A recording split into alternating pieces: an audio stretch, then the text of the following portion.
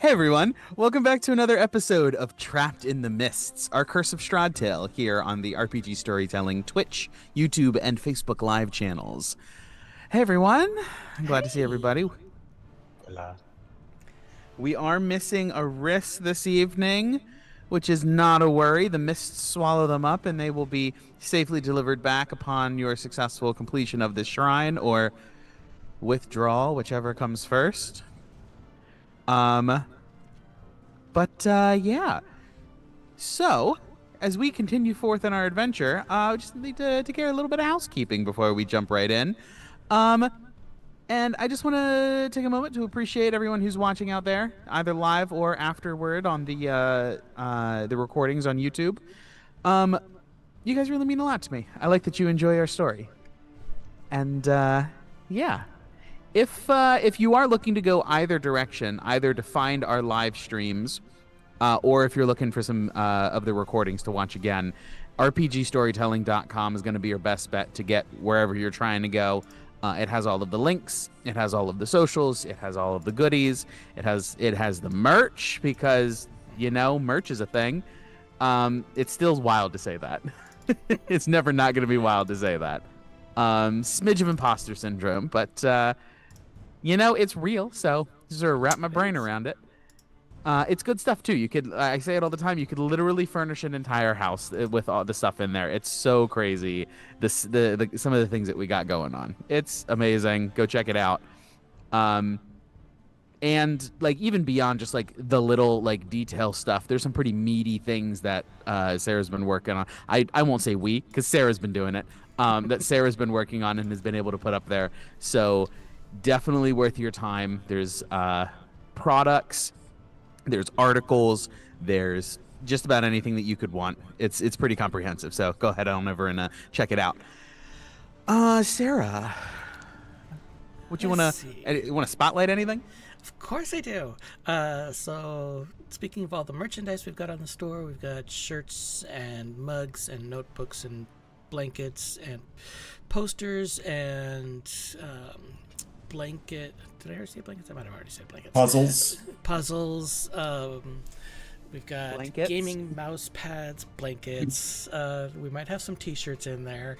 We've got some stickers, and our biggest product that we've got on there right now, that is brand new on the shop as of about a week and a half ago, 2 weeks, is the Archivist Codex from Idea to Living World. This is an more than 800-page world-building manual. So instead of just like short little essays that say build this tiny little thing and you'll have a whole world, no, this one will walk you through everything to build your world. Everything from understanding what your world is actually about to developing the geography of your world, the cultures, the society, the factions, the religious powers, the governmental powers, how to enhance it so that your players can actually investigate things, and the world, instead of you having to think up various things that will happen in the world, your world will actually generate those ideas for you because of everything you've built previously. So it's a massive book. It's there now. I will be putting up more updates and edits and additions and additional tools over the coming weeks. Like in the next couple days, I'll be putting up a new version, which will have enhanced chapters and more goodies. It keeps growing is what it does. So but eventually we will be turning this 825 page PDF into 4 separate printed volumes. Ooh, So, amazing. Chapters 1 through 3, chapters 4 through 6, and chapters 7 through 9, plus an entire volume that is all just like additional tools and resources and reference material and other tools that'll help to flesh out everything in the chapters. Amazing. That's so cool. Legit. Yes. Awesome. So we're looking for that. Yes, keep your eyes open, everybody. But for now, let us turn our gaze back to our poor, intrepid heroes trapped in the mists here in Barovia, the land with no sun, and whose skies are always overcast by the thick clouds of the mists. As it is now, so has it been for decades, centuries passing as has each before it. The people here are born, they live, and they die. And some even find themselves unlucky enough to live through another turning of the cycle, when the mists and the shadowy creatures that inhabit them deem it time to wake the Count from his slumber and capture souls from beyond their borders to torture the denizens here. And this is where our story continues. Gawain, what happened last time? So, last week, we picked up with breakfast post the last chapter in the Tome of Strahd. We had some discussions, and apparently, Gawain made a good enough breakfast, brunch, whatever. I think it was more brunchy, but he made a good enough brunch that a bunch of like extra planar entities started pouring in and just serving themselves, and it was like it was a very interesting. It sorry. Yeah, it was a very interesting time. We saw what we presume to be like deities, devils, genies, elementals of other kinds, like all kinds of things. We decided that we should take that day to help out around town and to do some crafting. Riss made their way to the Kalos Academy to look for scrolls of Fabricate, which they did not find. Then Riss teleported to the Amber Temple and talked to Lyciana and got a Fabricate scroll from there. But when Riss got back to us and talked to Ivor, Ivor basically said, "Cool, I don't know how to do this fully, and I don't have the equipment to do it for sure." And Riss then realized, you know who does have the equipment and probably the know-how? Lyciana. So we all made our way to the Amber Temple as a group, and we disenchanted, with Lyciana's help, the Rod of the Vanindad, and broke it down into its 100 pounds of adamantine base materials. After that, oh, yes, Gawain, to thank Lyciana for her help, had her attuned to the Ring of Spell Storing, and he gave her a find steed, which was Pete the Tiger, which was apparently swiftly killed by Nephron after we left. Because any pet that can remind Lyciana of shit is a problem.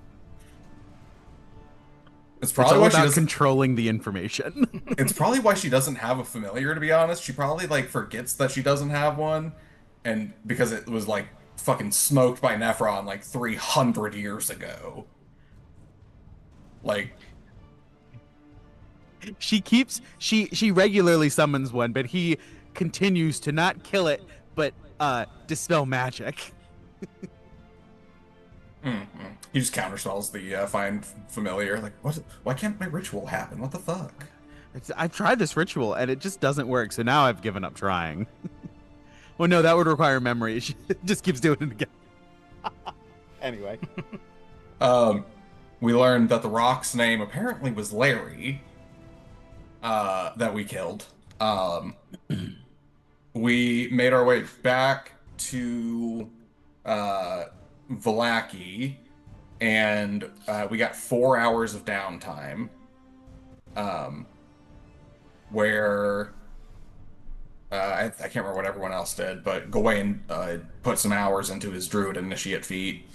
I think Yana was reading something. I don't remember what. It was working on the decoding of the alchemical fortification that the hags had done to Strahd pre-conversion. Or pre-glow up. Yep. Currently at 16 hours. hours.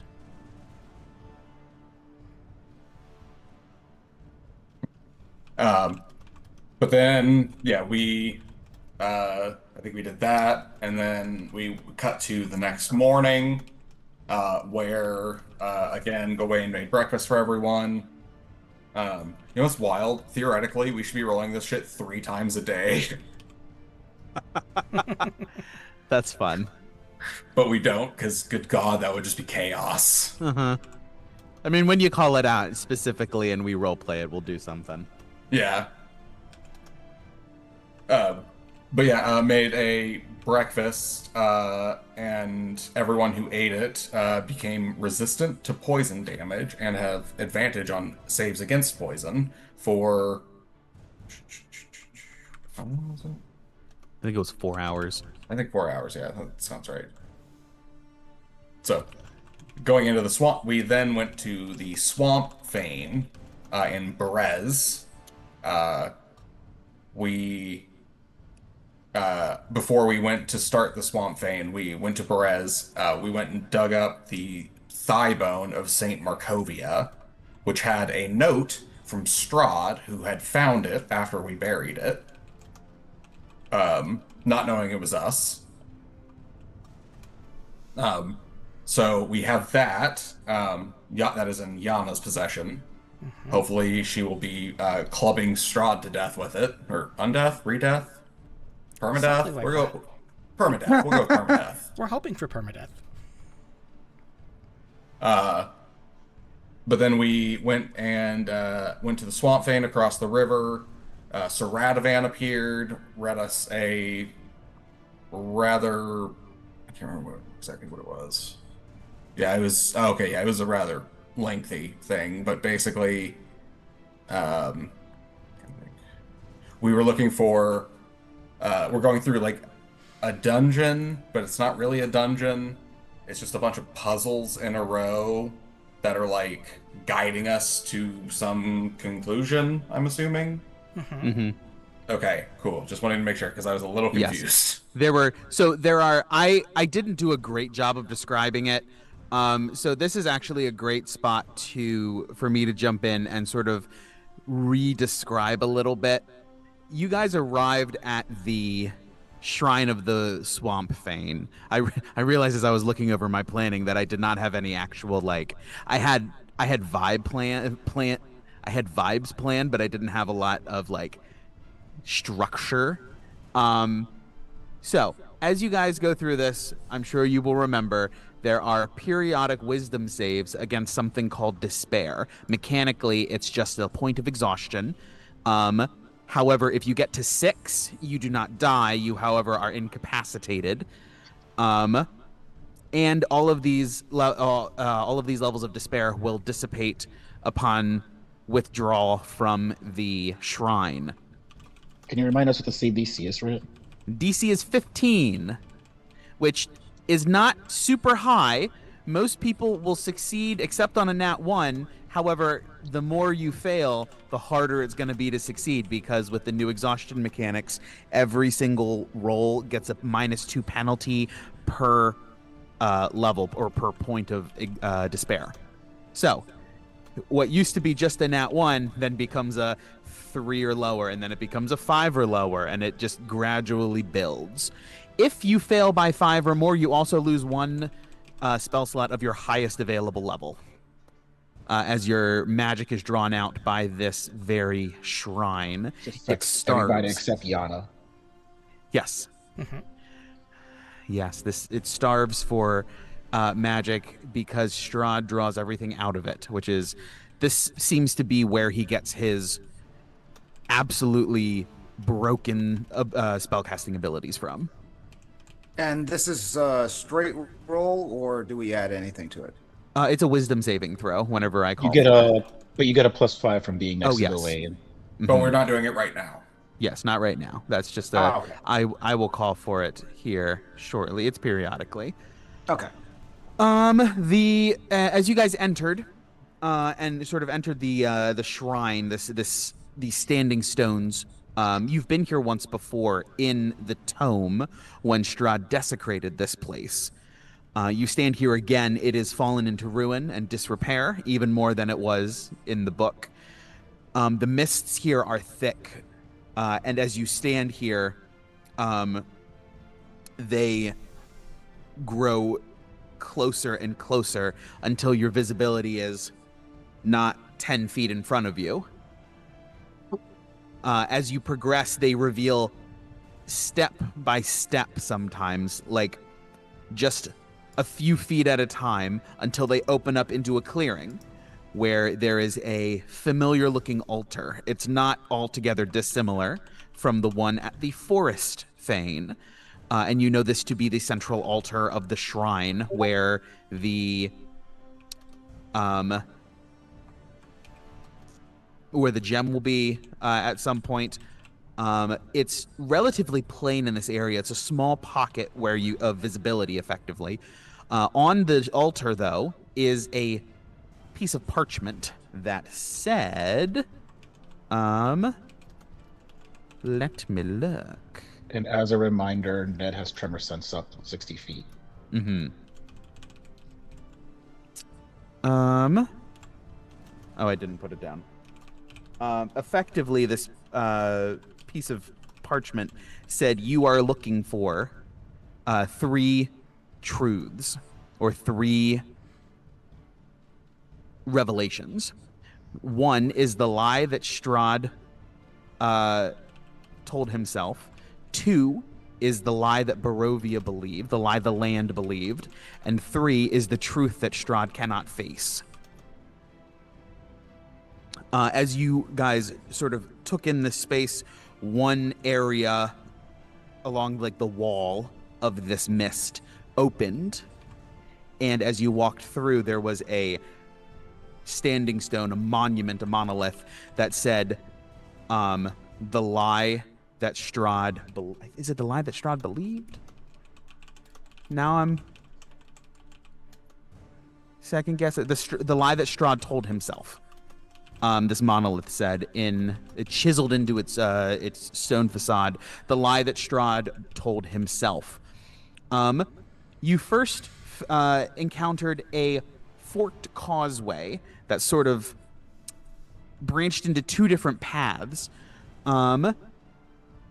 Solid ground rising beneath your feet in the swamp.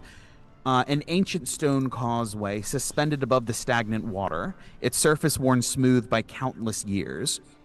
After only a few paces, the road divides cleanly into 2 separate paths, each bordered by waist-high stone parapets carved with intricate reliefs. And the carvings along each path tell a very different story. There were, we called them the Crowned Path and the Path of the Traveler. The Crowned Path showed Strahd crowned, ruling, and distinctly human, along with guards, walls, banners of Barovia, and Tatiana nearby. However, she was looking toward Sergei and away from Strahd. And there is an assassin hidden inside the walls, between the guards, beneath the tapestries. At every turn, there was danger. And walking the other path, you saw different reliefs. Strahd, unarmored, traveling lightly across carvings of roads, borders, and distant mountains. Tatiana, in each panel, is pulled further and further from Strahd as he journeys away. She continues to live, but they're pulled apart.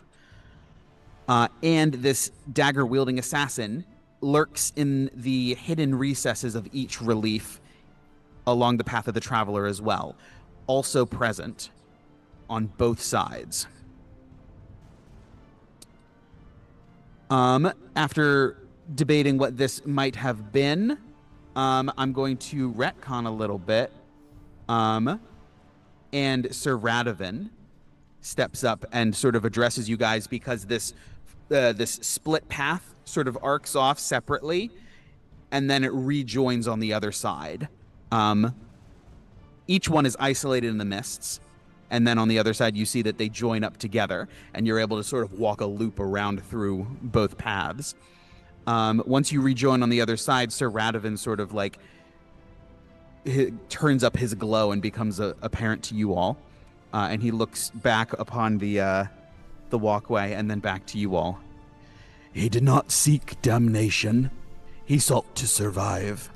More than that, to live. Cryptic as he is, the mists then opened, and you continued into another area, another demonstration, shall we call it, where the reeds thin as the swamp opens into a lonely crossroads of ancient stone. At its center stands a dial, its surface blackened by centuries of damp and decay. Mounted atop it is a sort of like a stone, or I think I said a wooden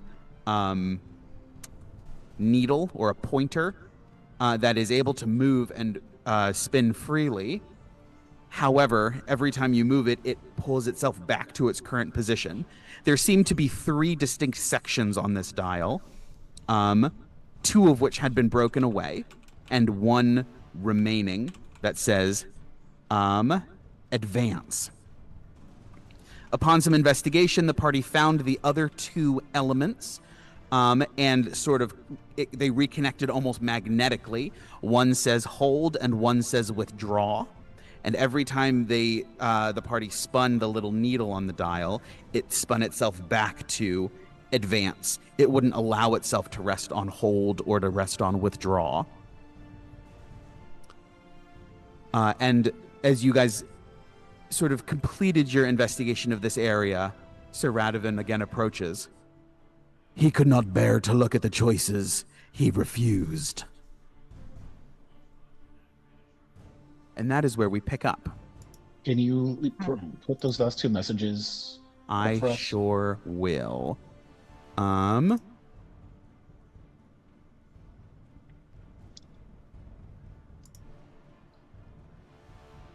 Sir Radovan at the Forked Causeway said this.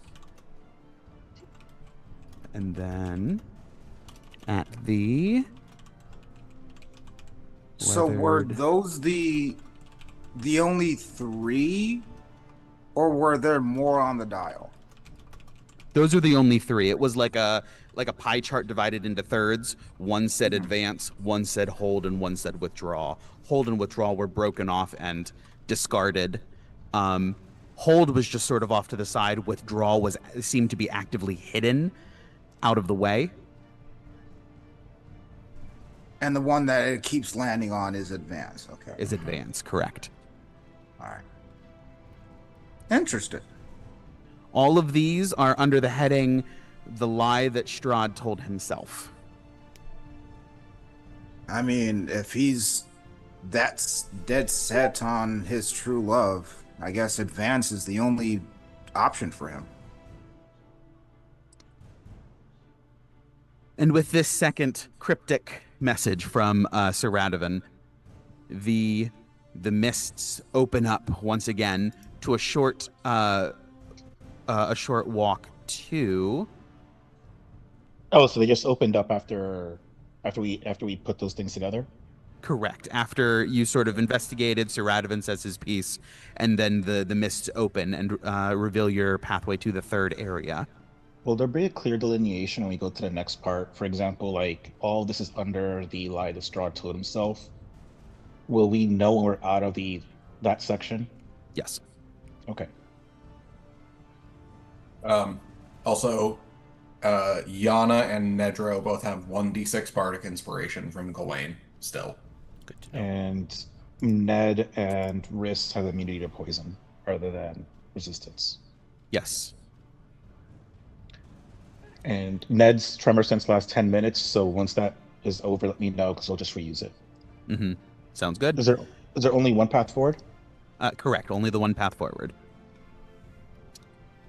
As Oh, you guys, yeah. As you guys I forgot advance as well. Go ahead. Oh, sorry. I forgot that Ned had tremor sense. Are we on stone or grass?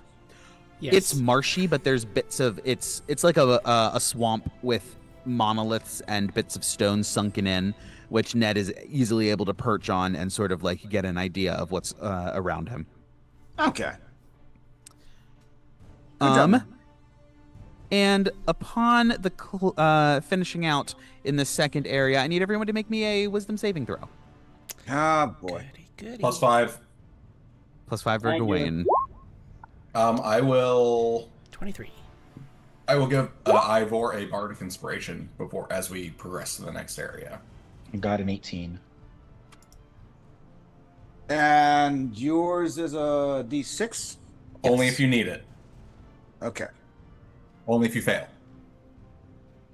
So- Oh, now that Ivor is back, he can also use Flash of Genius or some of these. Mhm. Yep.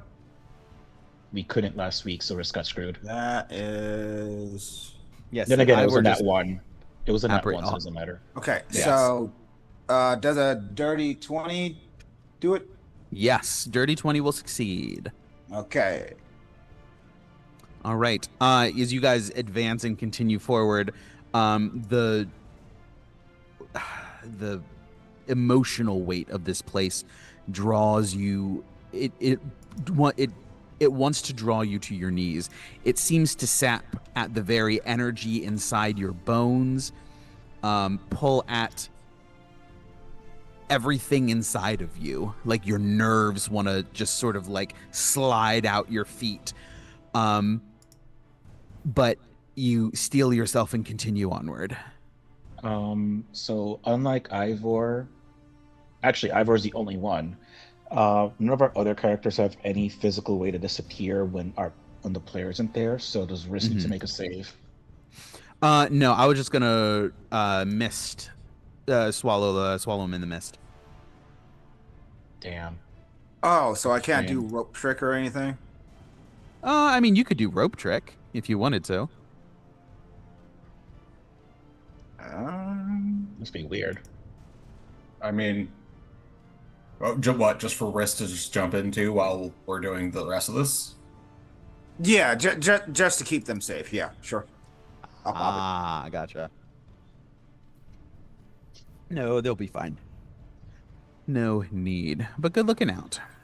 it. Mm-hmm. As you enter this third area, the mists part to reveal a quiet clearing where before you rises a broad wall of ancient stone several feet long and half sunken into the mire.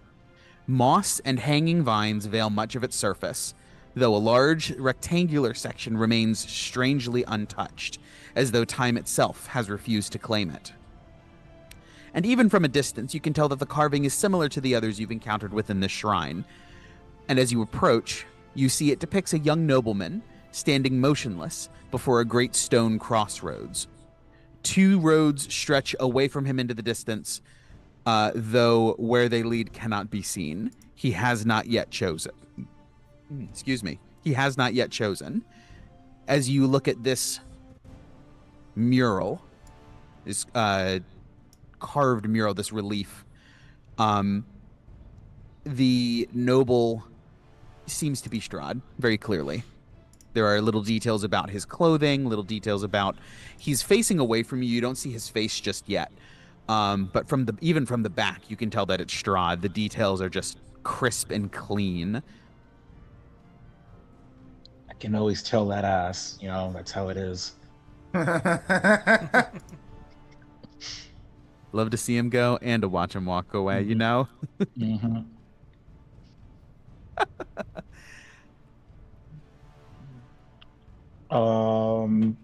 From the two paths that he has before him, is there anything we can see that differentiates the two besides one being left and right or whatever? One seems to lead to one leads into the mountains, and one leads toward a city in the distance, very small, quite a ways away. Could I infer that this is the two paths we crossed before, one leading to the Traveler and one leading into the Crown, or That does is for that you to seem decide. off? What else is here? As you glance around and you reach out with your tremor sense, there is another, about 40, 50 feet off, another monolith similar to this one, another wall-sized slab of stone sunken into the mud off a ways off. Um, Can we unearth that? I can use mold earth if that's helpful. Certainly. You guys head over. It is a second mural, for lack of a better word. Though these aren't painted, but carved, it functions in much the same way. This is the same crossroads, the same landscape, but Strahd has moved. He has changed position. He has turned toward the city. And he seems to be mid-stride, hesitating before taking his first step. 1 foot turned toward a single path. Before taking it, however, he has glanced back over his shoulder toward the road he is about to leave behind. A solemn expression. Everyone give me an insight check. Gotta guide myself through this.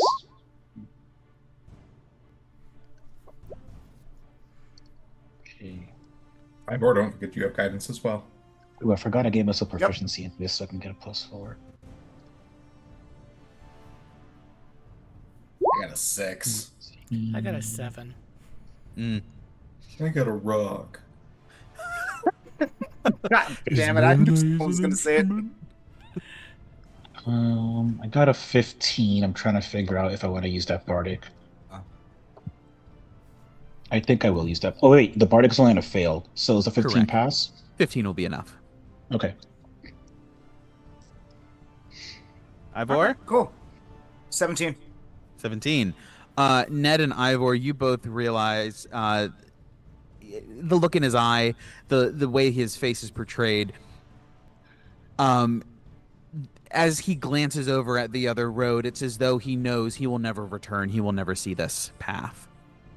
So he hesitates before making what seems to be a permanent decision, unsure of whether he's ready to commit.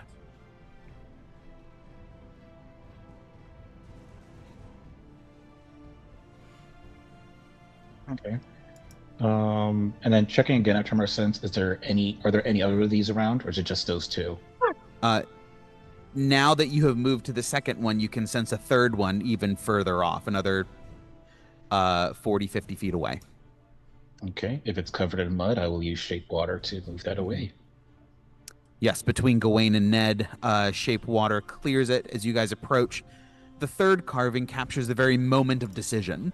The man's foot has crossed Strahd's foot has crossed the threshold, committing to the chosen road. And in almost like a dreamlike way, where the carving doesn't move, but your mind almost wants to see him walking away. He seems to be growing smaller with every step, and then you blink and you realize nothing's moving.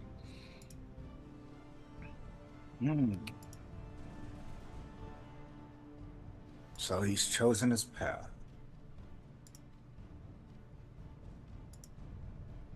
Any others? Yes. Another Damn. sort of stepping you a little bit further in, same distance further into this area, or away further off and further in. A fourth panel.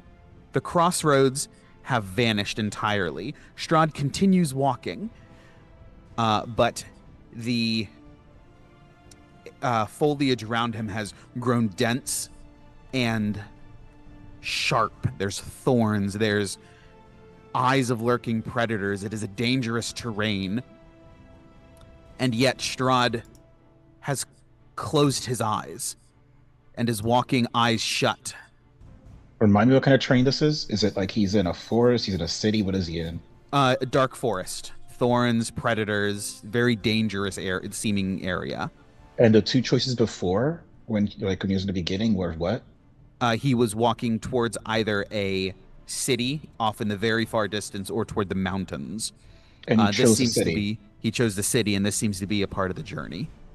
Got it. He So, walks. Go ahead. oh, sorry.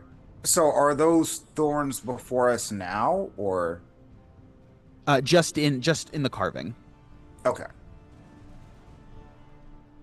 Give me another insight check, everybody.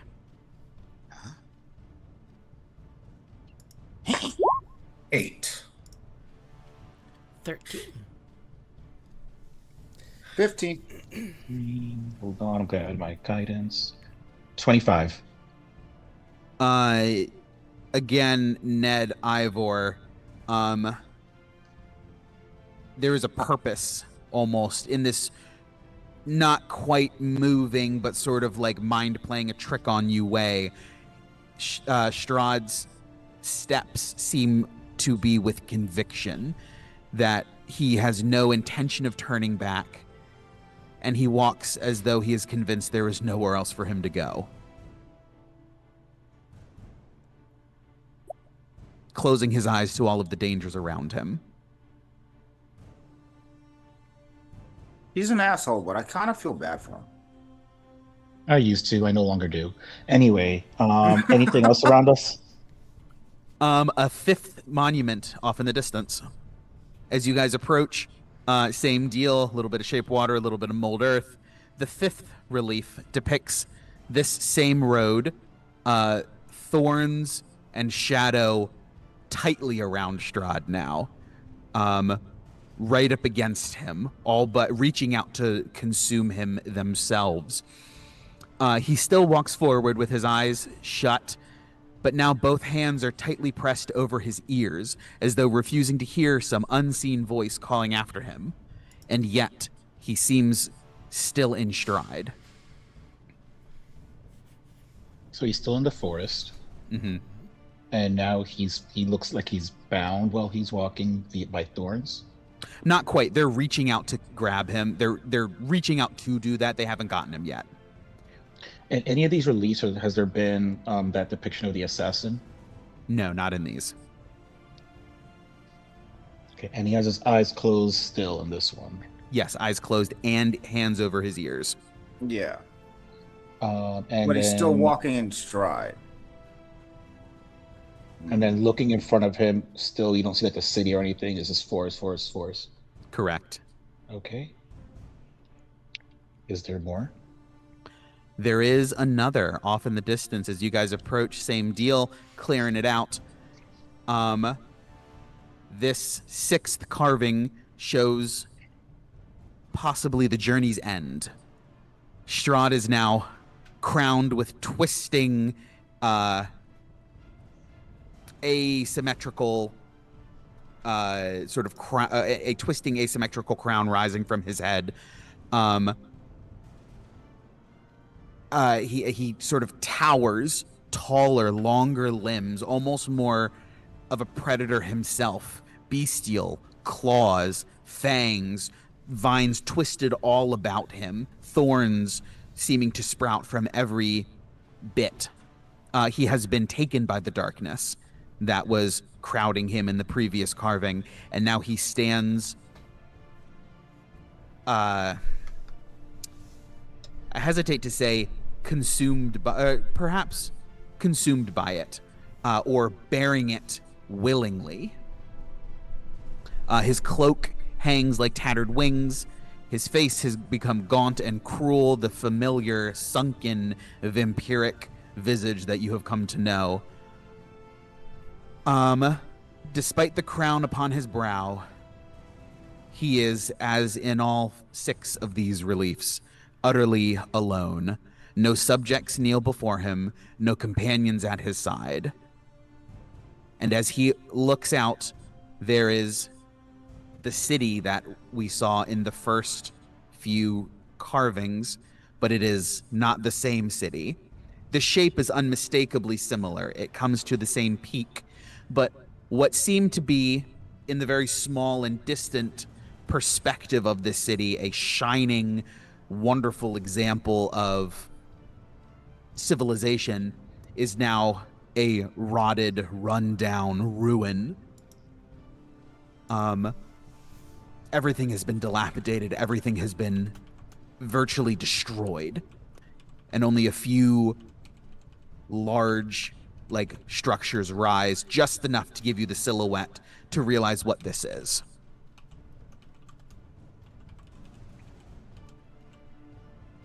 You said the thorns have him now, or no? Yes. Yes, he has been taken by all of the dark things that were in the previous carvings. Does it look like it's coming from the crown? No, not necessarily. If anything, the crown looks like it comes from the thorns. Does Vampire have any association with thorns as far as we know? I don't think so, no. He's a real prick. Aha, nice. Thank you. Well done. Sometimes jokes just get fucking teed up for you, you know? If anyone would like to make a perception, insight, or arcana check over this whole series of 6, Ned, you now are able to confirm that there is not another standing stone waiting in the distance. This is the last. I'm assuming they would all give us something different. Yes. I've got Arcana. Or I guess I'll do insight since my perception's worse. If I can't do Arcana, then I suck at the other two. Yeah, same. That's why I chose Arcana. You should do it Yep. anyway. But So y'all got it. Gawain, which one did you do? I was doing a perception check. Okay. Ivor, might as well roll perception since Yana and Ned are rolling the other ones. Yeah, I got 20. I got Worst case, you 22 roll bad. insight. 24 on Arcana. And you have guidance. 20. Ned, what was your total with a guidance? 22. 22. If it's a fail, let me know. Well, I got a No, those 17 on perception. 17. All 3 of those will succeed. Ivor and Gawain, as you're looking, conferring between the two of you, you guys sort of circle back and just take another pass over all 6 of these monuments, these reliefs. There is no external force that is acting upon Strahd in these carvings. You know his story. You know that there's darkness behind the scenes, that there are things moving in ways that you cannot even begin to comprehend, and yet none of that is present here. No force acts upon him. Everything that he does in these scenes seems to be of his own free will. I think I'm starting to get to put a picture together what the lie is, but keep going. Ned, with your 22 insight. No, we'll come back to that in just a second. Yana, with your 24 arcana, there is nothing even reminiscent of a curse, of any sort of like magical interference. This is presumably, magically, at least from an arcane perspective, this is the purest Strahd. There is no mind control. There is no any sort of messing with anything up there magically. And Ned, with your insight, the closing of his eyes and ears was very clearly voluntary as he walked through here. There was nothing forced him to do so. There was no seeming source for something to blind him or something to deafen him. But he did those to himself. So I feel like you're making it very, very, very clear for us to not make any mistakes.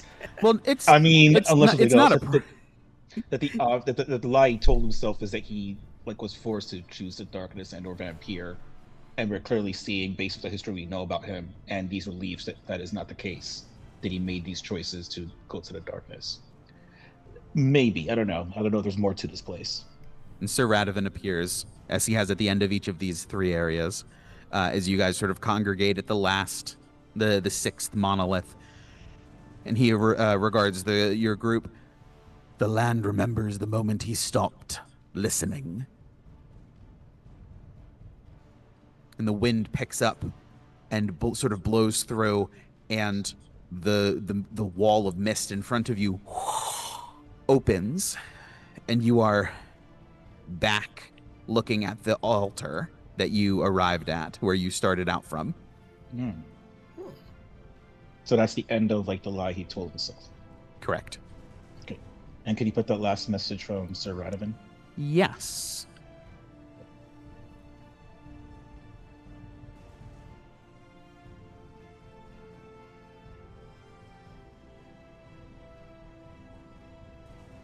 Is that the marching mural? Is that what it's called? Mm-hmm. Sure is.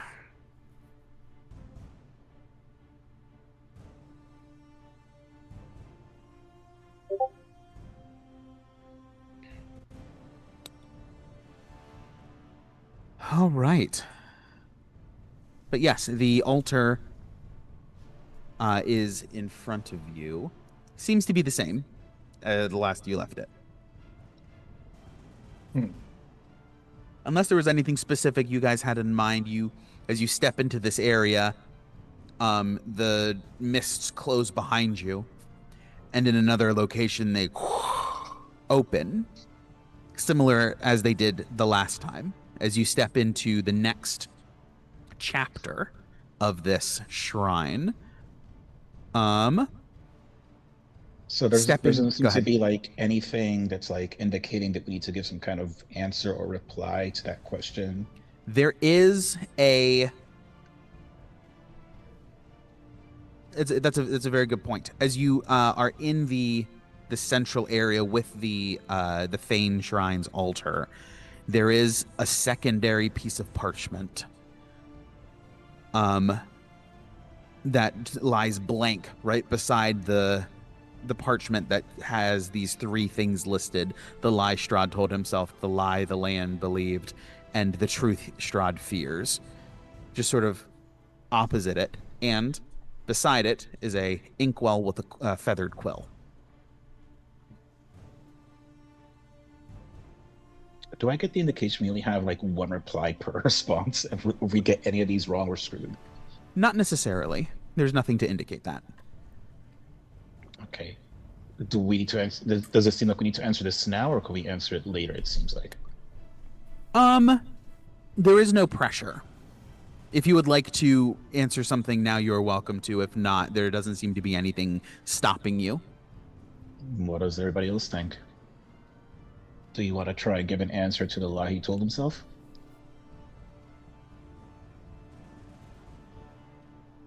I don't have an answer. I have what I said. I have what I said, but I don't know if that's just too simple of a reply to that. That the darkness was forced onto him. Yeah, that he believes that he had no choice but to go down the path he did of like darkness, vampire, being a prick, rather than like, you know, that he chose to be a prick and all these other things at the same time. I just don't know if that's too simple of an answer or what. It's kind of the only thing I'm thinking of, though. That's all I got. It sounds. You have my vote. Oh wait, I'm writing this? I mean, I can. I actually. No, Gawain does have nice handwriting. I forgot. Sorry. IRL, I have real fucking terrible handwriting. So I'm never the one to, be the scribe. Yeah. I mean, I'm down to write it. Just, I was joking about. All yours. I wonder if it matters how I word it. Okay. I just don't want this to like fuck us over if we get it wrong. But okay. So I'll write the lie Strahd told himself is that he had no choice but to choose the path of darkness, and it was thrust upon him. When in reality he made these choices. I guess. Right, I guess. Don't put that part. I don't know. Don't put that part. Before I finish writing that, any changes to the way I said that before I write it? Oh, that was perfect. Yeah. Okay. Because that's what he did. He walked down the path of darkness because he felt like he had no other option. Even though he 1000% did. Yep. And you said there was no correction from magic, no correction from anything else. Yeah. The lie you said that it was that he had no choice. The lie that Strahd told himself was that he had no choice, despite. Very clearly very clearly making the choice himself. I guess. Don't put the I guess part, please. But it makes it funny. It'll get us kicked out. Oh, yeah, okay. The Thane's desired decisiveness. That normally is. I know. All right. And as you set the quill back in the inkwell, It takes all my spell slots and I die.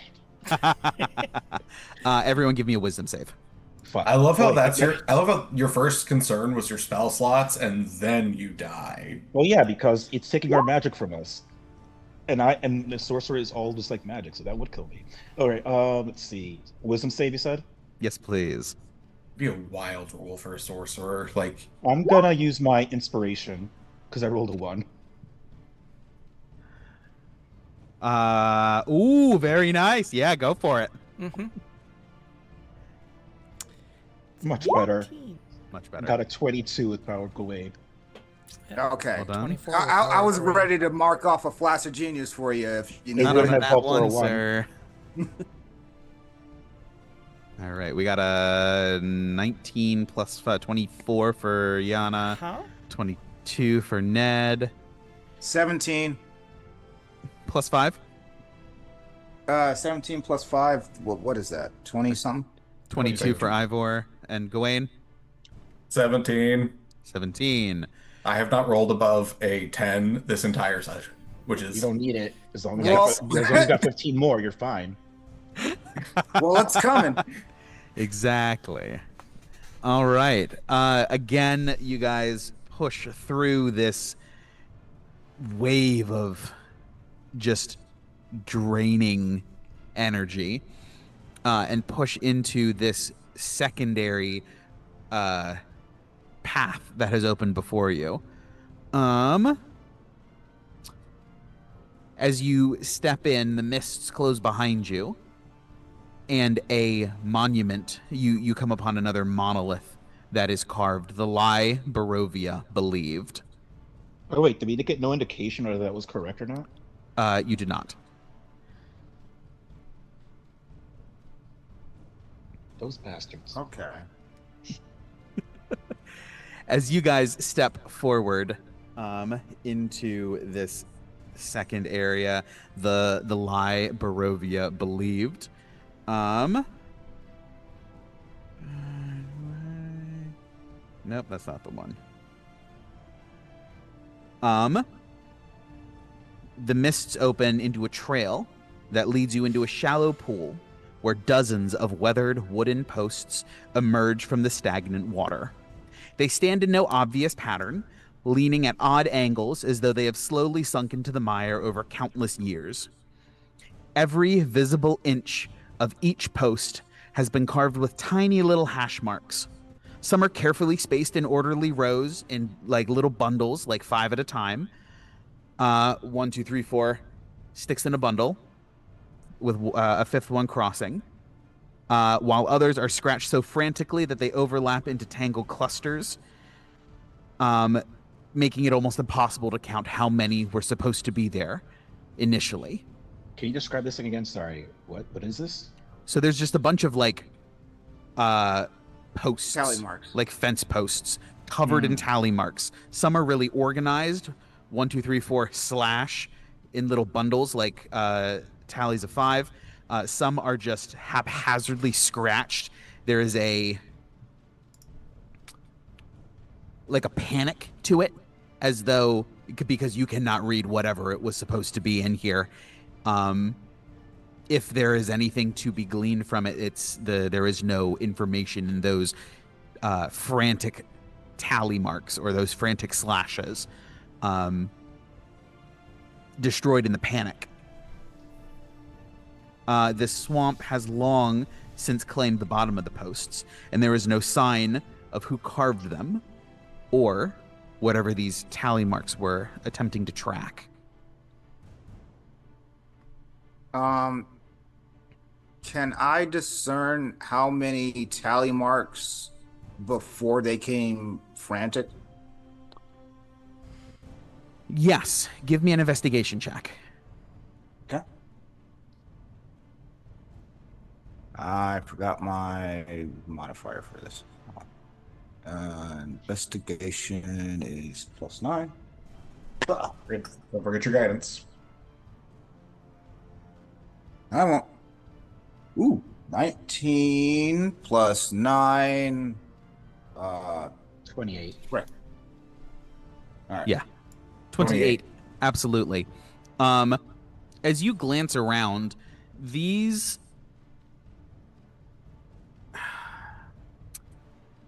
at first there doesn't seem to be a pattern because different posts have some posts have mostly orderly marks, some posts have mostly or completely just shredded bits. But as you sort of like just sort of slowly circle the area here and take a look, you start to put together patterns that, well, if there's going to be a shift from orderly to chaotic, it's bottom to top. The orderly ones are always at the bottom, and if they don't stretch all the way to the top, they go up at least part way before devolving into these panicked scratches. And you can almost imagine the passage of time sort of eating away at somebody's psyche. Perhaps these were tracking days, instances over a period of time. Some of these tell the story of whatever these people were tracking, orderly, organized, and then slowly becoming more chaotic and losing themselves the higher up this post you go, as they ran out of room and needed to mark higher on the post. Okay. And these are scratched on, not drawn on. Correct. They're sort of, well, some of them are carved on, some of them are scratched on, some of them are drawn on. Very fine lines. They seem to be well, some of them seem to be well scribed. Some of them seem to be chaotic and haphazard. Give me a history check, Ned. Okay. We're going to figure this out together. 16 plus my guidance. Hold on. 19. 19. As you study these, there seem to be like little stylistic differences some places. Just like a little bit of flair on one end or the other, especially in the ones that are written, not carved. And there's a lot of like old things in Barovia. And scripts have come and gone, been in style and fallen out of favor. These marks have little signatures from all different periods of Barovian history, some of which you recognize from before Strahd conquered the land, and that fell out of favor after his successful campaign. So these have been going on a long time. Got it. Using tremor sense, do I see that there's any of this extending below the ground? No, these sink into the ground and very quickly terminate, Got it. as though a normal fence post would.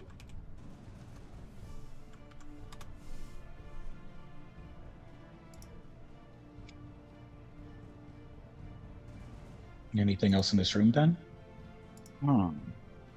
Not immediately visible. What about above us? You know, I'm tremor sensing the ground, but I don't know what's in the air. As you glance up, your vision just, is it 10 feet above you? Is it 100 feet above you? It's just gray mist, and it's trippy. You can't, there's no lock that you can, for your depth perception. It's hard to tell how high above this mist is. But it is empty as far as you can tell. As you guys are sort of looking around at this small clearing, Sir Radovan apparates. They learned to count the days and forgot to count the cost. I'll put that in. What time? Oh, sorry, you said you're gonna put it in. Yeah, he's putting it in chat. Okay, so the land remembers when he hesitated, and they learned to count the days. Or, well, it wasn't he hesitated. It's when he stopped listening. Yes.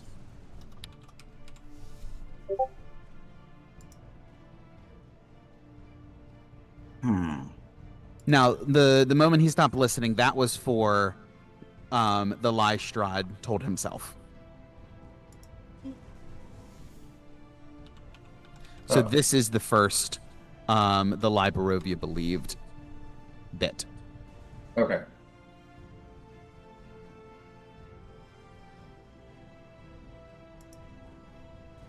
And with that insight, perhaps, from Sir Radovan, the mists lift in one direction, a small hallway, perhaps, if you will, continuing forward into the next area of the lie Barovia believed. And I feel like I need to amend the first one. And To what? based off the land remembers the moment he stopped listening, is adding and something about like him feeling like he wasn't warned of the dangers of his choices. Where, you know, he was covering his eyes and ears, so he wasn't listening to whatever warnings he was getting. But we can do that when we get back. As you progress into the second area of the lie Barovia believed, the mists part to reveal a long stretch of ancient stone wall, much of it swallowed by the swamp, a familiar image here in this shrine to the swamp fane. Carved across its surface is a procession of weary Barovians, shoulder to shoulder, stretching farther back than the eye can comfortably follow before disappearing beneath the murky water at either end. Every figure that you can see leans forward beneath an invisible burden. Their backs are bent, their hands are cracked, and their faces are hollow with exhaustion. No one seems to speak. No one seems to be looking at each other. They simply continue onward in a silent procession. And carved beneath the feet of each traveler, a single word, endure. And under another, wait. Under another, bear. Under another, last. And that cycle continues. Endure, wait, bear, last. Repeating again and again and again. Shrinking until they're mere scratches in the stone beneath infinitesimally small Barovian figures. Trailing into the distance. This loop that never ends. What is this procession heading towards? As you look, nothing. In fact, give me either perception or investigation. I'll do investigation. Guess I'll do perception. Secondly, it's my worst one, but this one you can do either or, it'll be the same. okay. Oh, nice. Then I'll do investigation for the +1. 22 total. 15. 15 and 22. 9. Nice.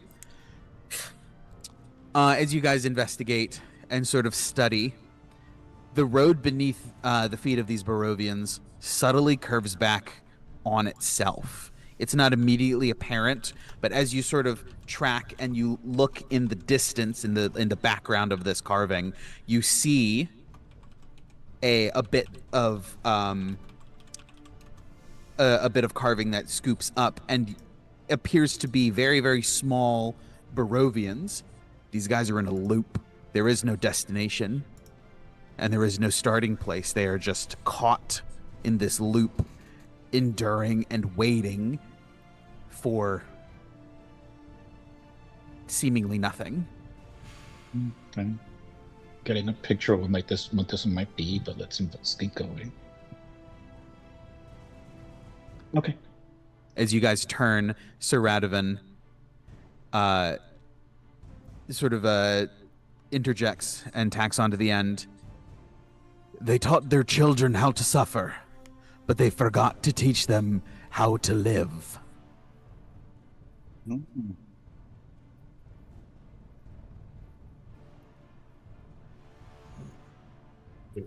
Which one is this?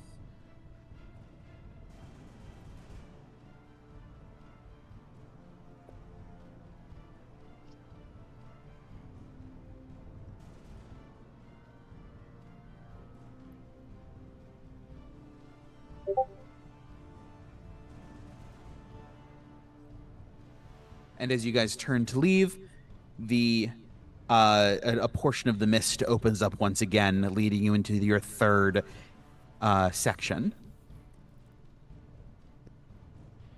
A faint orange glow flickers through the mists ahead. The first you have ever seen any sort of light source beyond what you have brought with you.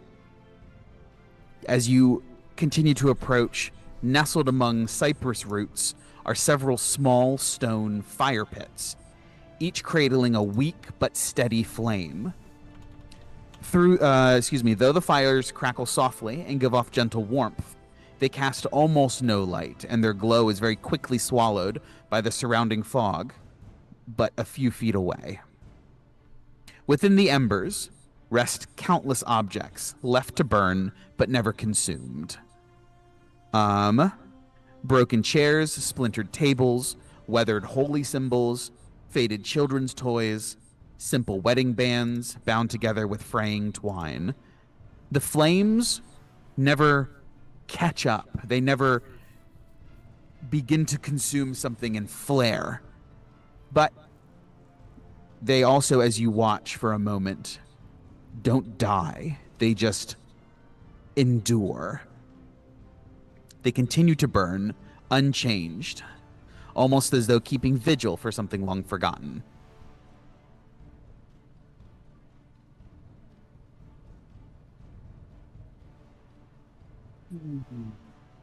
Let's see.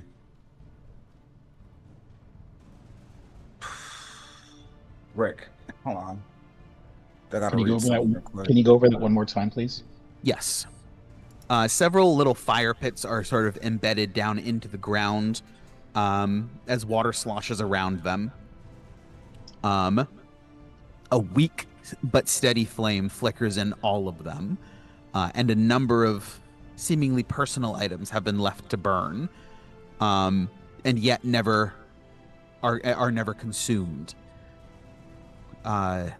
Furniture, personal items rather than like straws or something, or correct. There's children's toys, there's wedding bands, there's furniture. Give me a nature check. Do not think it's any of our fortes.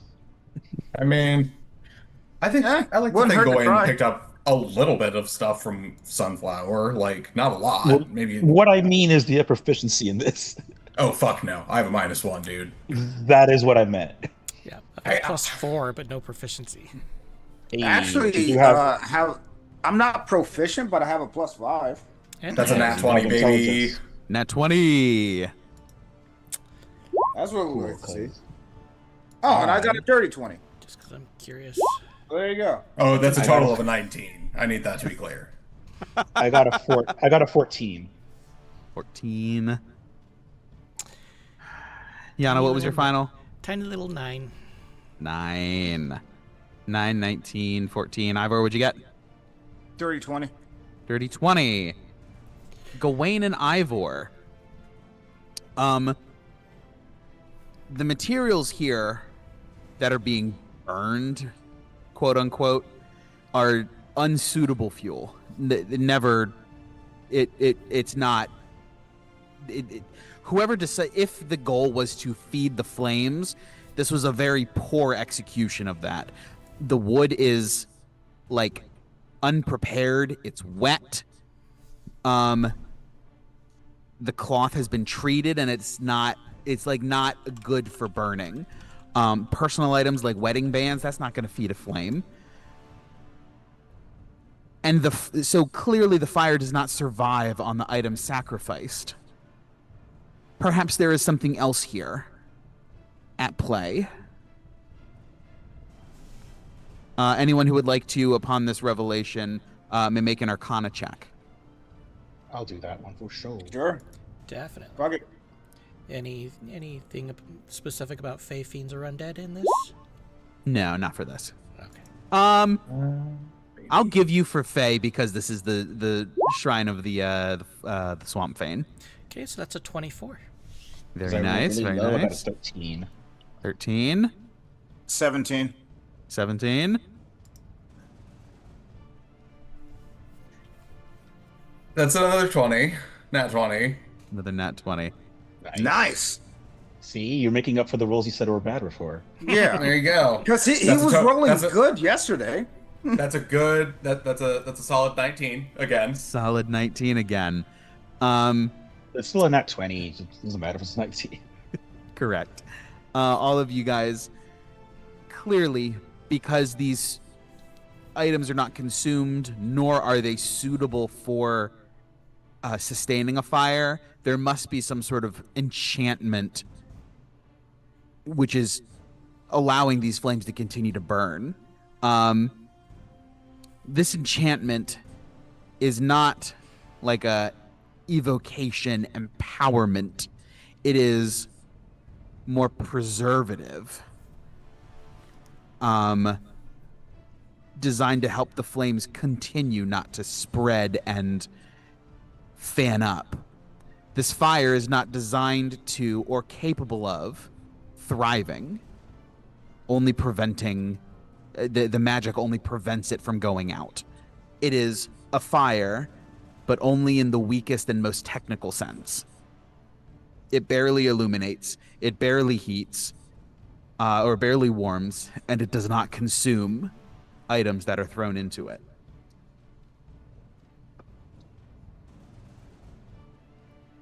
But it still gives off heat and it can still burn, technically. It very minimal heat, and if it is burning, nothing that has been thrown in there is actually being consumed. Is it the easy bake oven of fires? Yes. That is That's a the good wonderful way to put it. I saw those in Walmart just the other day. Granted, I've never used one, so I actually have no idea like how well that Oh, bakes. Oh, it sucks. It's terrible. Depends on what you're cooking. Our resident chef just like has so much experience. It It's like, depends on what you're cooking. I have Oh, it survived sucks. one of these. If you're cooking water, it's great. I mean, yes. And as you guys are investigating these fires, Sir Radovan approaches. They fed the flame with everything they loved and called the warmth life.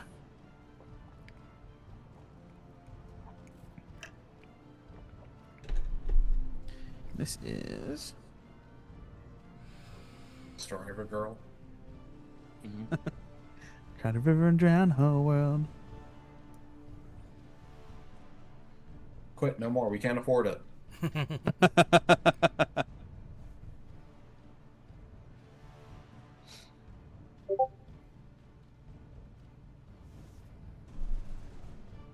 All right. Give me the quote. Nope. Okay, get out of here.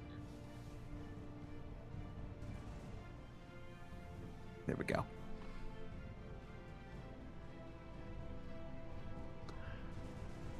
All right. It is at this point I need everyone to give me another wisdom saving throw. Yay. Oh boy. Don't forget your +5. Thank you. Dirty 20. My 26. Very nice.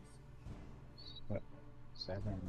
I'm gonna let that dice that just rolled 2 20s in a row. I'm just gonna let that one cool off in the corner for right now.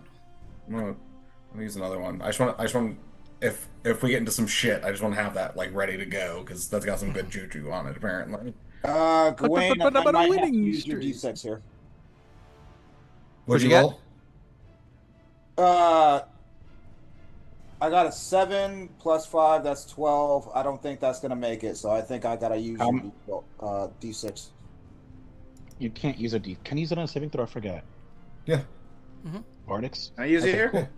7 you plus could- 5 is 12. That is a failure. You could Flash flash of a genius genius. yourself. Yeah. Which will give you a more determined success because you could still fail off the Bardic. You could. And you Yeah. can use a Bardic for later. I don't know. Yeah, no, that's what I was. Well, I got a thinking. 5 on the D6. Okay. So Okay, yeah. So with 5, that bumps you up to 17. Yes, that is a success. All right. 23. 23 succeeds.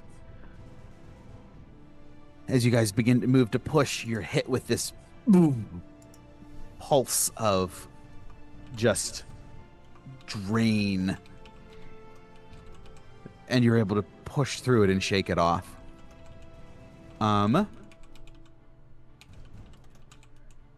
And you find yourself once again back at the central altar. The first parchment is laid out. The first parchment with the 3 items is laid out alongside the second parchment that Ned wrote the first answer on. And Can there I is make now the a... amendment that I mentioned? What's that? Can I make the amendment that I mentioned? Certainly. It is open and it is ready for you to adjust as needed. There is also a second, or there is a third piece of parchment. This one is also blank. I think I before we like go right on it, but I think that the lie that Barovia believed is that surviving is the same as living. It was also gonna. Because I was raising the idea that, especially from the first section where it seemed like they were just waiting for something to change, that if they wait long enough, something will come and save them, as opposed to, doing it themselves. I don't know. Carpe diem, season them carps. Yeah.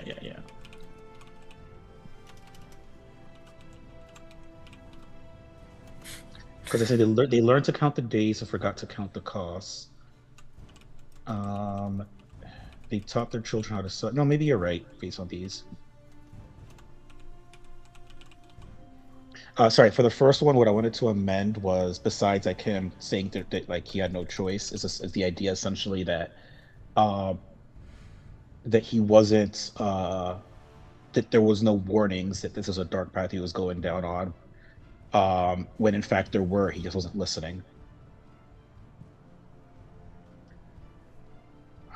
Huh. What do you think, Sarah, for the second one? I think Dalton might be right, but Yeah, I'm thinking so too. Since I can't think of anything else to add to it. yeah. I'm more So- stuck on the third one. They toss it in and call it life. I'm focused on that one right now.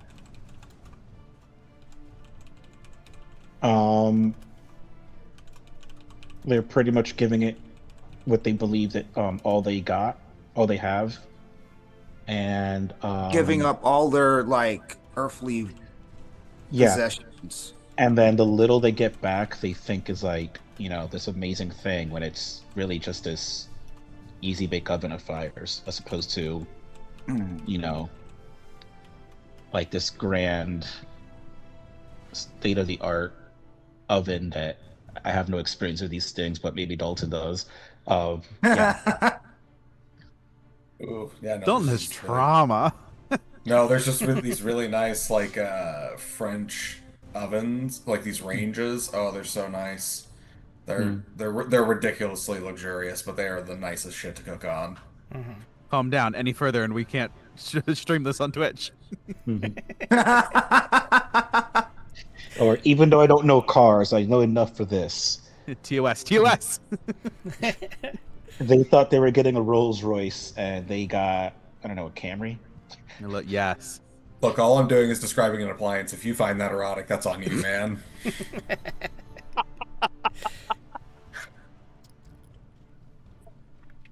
I mean, Rule 34.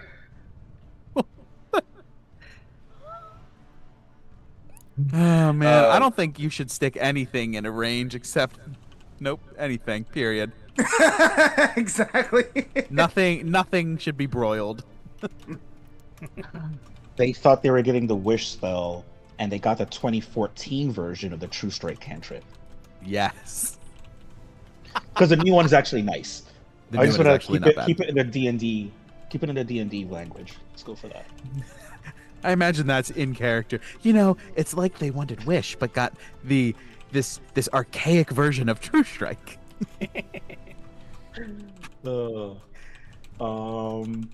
Okay.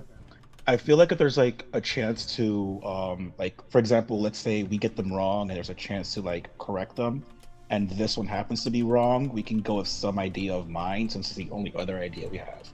But I do like Okay. yours more. Okay. I think that's more will correct. go up to the second piece of parchment, grab the quill, and I will write: the lie that Barovia believed is that surviving is the same as living. I like it. Stick the return the quill to the inkwell, and with the as you set it down, a third area off to the side, a different direction you have not gone down, opens, and you guys are able to continue forward. After but a few steps, say again. What's this last one? I forgot what the third part of this quest was. Yes.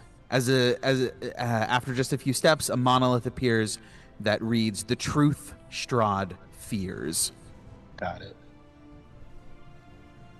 All right. Also, do I need to reapply my tremor sense? It's definitely been more than 10 minutes. Yes. Okay, I shall. I have enough. So I'm just, making sure.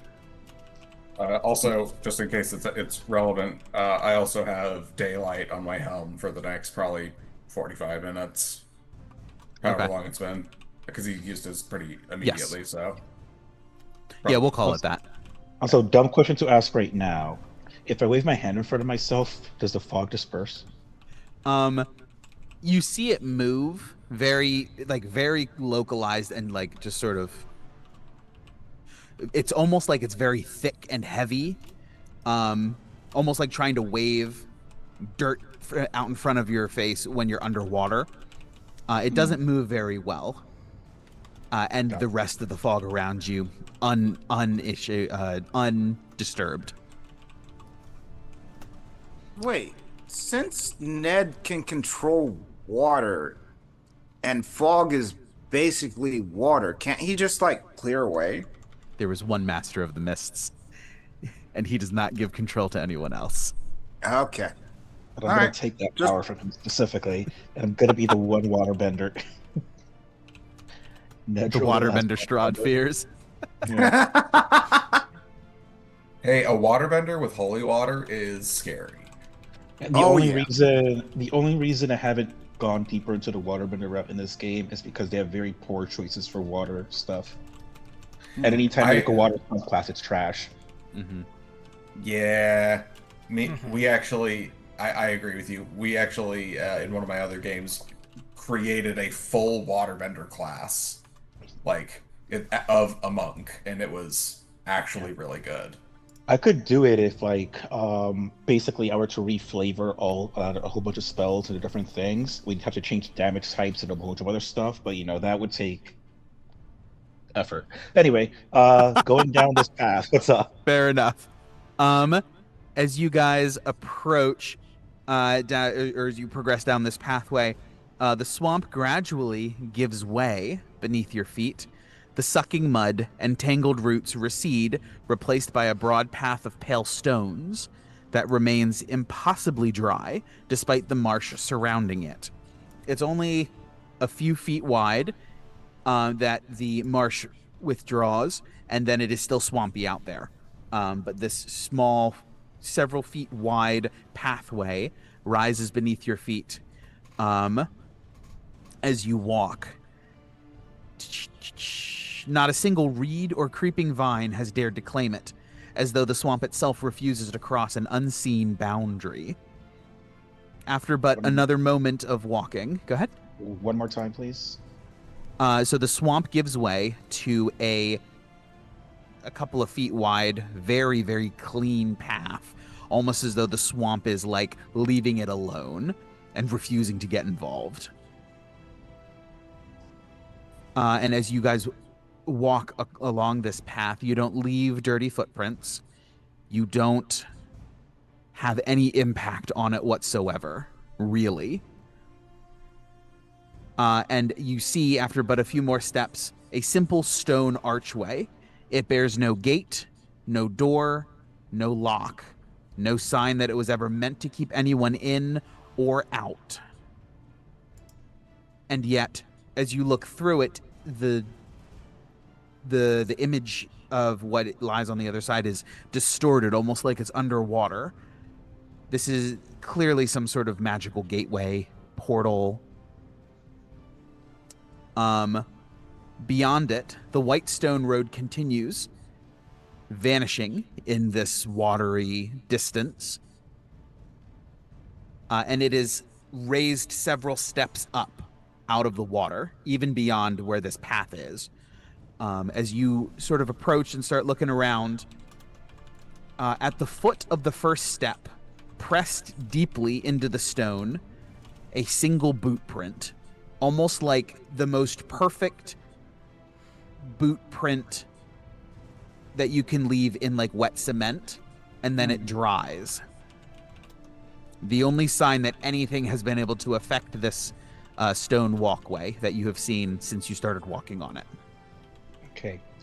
Now, Nedro is not into feet. But does he know enough about straw to think that this is his shoe size? If he were into feet, he would fucking know everybody's foot size, but like not 100%. 100, that's clearly, yes. Give me, what kind of check do you think that would be? I don't know, foot check. Roll for feet? Not that kind of channel. Not that kind of channel. Truthfully, I would think it's either history to remember or nature, because he is an animal. I don't know. If it's survival, strong, maybe. I think it would at least be a size 10. I could also see survival, since this is tracking adjacent. Yeah. Oh, that's true. That's true. I can roll a survival. Yeah, can someone do better than Plus 10? Whoa, there it is. with Fey Fiends or Undead adding advantage, possibly? With the expectation that this is, we either need to confirm it's Strahd or confirm it's not, absolutely, for Undead. I'm gonna just roll my +0 survival for shits and giggles. Can I do investigation just for Nice. shits I and got him giggles? that one. So that's a 15. Yes. Do I need any guidance or any? I'm giving you guidance because I didn't guide myself. Okay, I'll take a guidance. So that takes it to. Come on, pop it up. Did it not go through? Oh, so that's a 16. Do I need a bardic inspiration to throw in there? No, 16 is enough. Okay. 21 investigation. 21 investigation, 16 survival. Um, 16 survival will come to first. Strahd is nothing if not vain, in addition to being cruel and petty. You have come across his tracks before, and you know them anywhere. This is absolutely one of his boot prints. Okay. Investigation for Ivor. As you look at this print, you and Yana sort of lean down and begin to study it together. You see the sides, what at first appeared to be a perfect imprint, now you see is slightly distorted, almost as though the stone, when the print was made, the stone held, and Strahd presumably wrenched his foot away. It's almost twisted like bubblegum and taffy, like just sort of like moves and stretches and twists before it breaks. There is a sign that this held on, and there was some force needed to wrench the boot out of this step. It seemed to require some effort. So he placed his foot here, looks like he got stuck, and then pulled his foot off it, kind of situation? Yes, if you would like to give me an insight check. Wow. Yeah, I join that. Suppose Yes. I do. I'm gonna guide myself through this bitch. And DM, you said the gate in front of us seems like watery beyond it. Sort of like a heat ripple. Yeah. Okay. I got a 17 on my insight.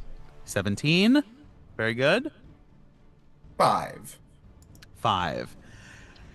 Ned, as you're looking, I'm sure you guys look together. Perhaps Gawain is nodding and just sort of glancing over and taking his cues from you. But a half a second later, Ned, as you're looking, the boot print does seem to be deliberate. Not like he accidentally stepped here and was like, oh no. He was walking here. He went to take a step up the first step into. He went to move up the first step toward this. Hesitated. And then moved to withdraw or redirect.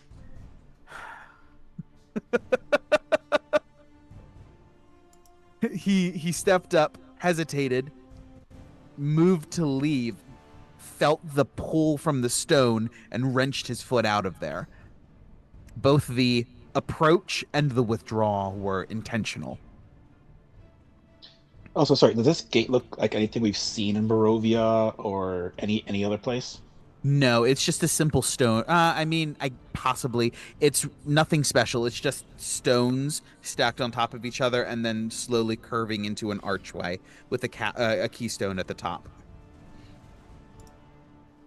Okay. Does anybody want to attempt to put their foot where that footprint is and see if anything happens? I'll do it. He does it.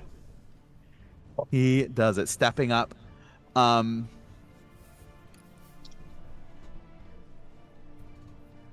Nothing, you wait,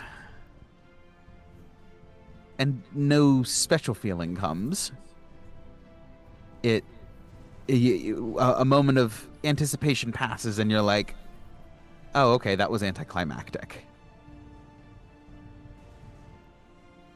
Okay. Well, if he did it. Question. Can I use mold earth to, because I want to keep these footprints intact just in case there's other clues there. Can I basically cut a slice out of the bottom, like under the mud, and basically just move that bit so it's still intact, but just Oh, the boot print? yeah, I want to look under it. Was there anything of interest, or I guess Nedros? Oh, I can look under it with tremor sense. Yeah, I forgot to use That- tremor sense. Never mind. Let me look. Mold earth. We're gonna he wants to Loose skip it earth. anyway since I can look under it with tremor sense. Terrain. Interesting. Okay. Dirt or stone. Okay. Okay, cool. But tremor sense, you're gonna look under it. Um, nothing of note. Just continues into the there's you can feel the pockets of not stone that are mud and water until it all blends into bedrock. From the Flintstones? Yes, correct. Goyen has always wanted to cook a dinosaur. And right there at the corner of your 60-foot perception, there is a fossil-shaped cavity in the stone. Nice. There we go. We can bring him back. Actually, that's a good question. Canonically, in like Ned's world, whatever, are dinosaurs extinct or like what's their deal? No, dinosaurs exist in a very limited area where the natural climate will hang on to them. Traditionally, that's called the area of Chult in the Forgotten Realms and Sword Coast.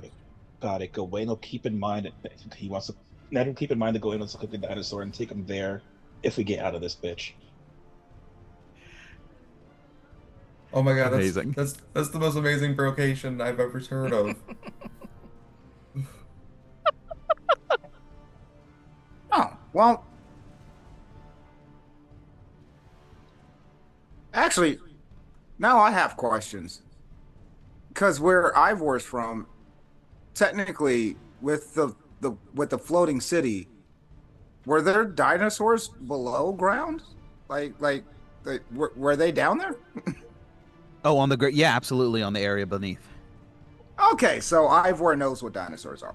All right. You- awesome. The party's gonna abandon this mission and search for dinosaurs. It's like, you know what? Fuck Barovia. We're going discovered our hunting, own- boys. We've discovered our autistic focus, and it is dinosaurs. It is time to listen. I'm okay with this. That was also my autistic focus. I read every single book in the library. I had dinosaur trading cards. Damn, Scott is so smart. He figured out exactly how to get us off track. Just put one fucking skeleton, one fossil in there. You know what? I don't mind if he's doing this anymore. How did you derail your D&D party? Dinosaurs. This is a gift I never knew I needed. All right. As you guys are sort of looking around and reconvene, Sir Radovan approaches. And as you guys turn expectantly to him, even regret did not bind him. This is the... Even regret did not bind him? Mm-hmm. No regrets. No regrets. Absolutely no regrets. I don't want to spend 10 minutes, so I'm just going to pop it, even though I don't think it's really going to help. I'm going to pop first level detect magic. Detect magic. Bang. Everything here is magic. It's... Yep. That's what I thought. But just wanted to pop it. What sense do you associate with your detect magic? Which of your 5 senses? I know the spell has some things, but I didn't know if you had a different headcanon. If it was like a smell, like a taste, a vision, something, anything. It's definitely not taste. I'm not tasting anything over here. You taste the magic on the air. His sense I of can I've taste never the thought weed. of that. I've never thought about that before. That's actually really fucking cool. Sense Yeah, of proprioception. I can taste the weave. That's really cool. But I don't think Ivor can taste the weave. Everything. So as you cast detect magic, everything sort of takes on a ethereal glow. The mist has this like reflective shimmer that it didn't before. The walkway has that same sort of like filter over it. The archway the boot print, the water laps against the walkway, and the sort of reflections, the light reflects off of it, almost trying to blind you. Everything here is magical to its very core. Yeah, so I'm sort of just like humming and glowing, and it's almost as if I can feel colors. Detect magic turns you into synesthesia. Yes, exactly.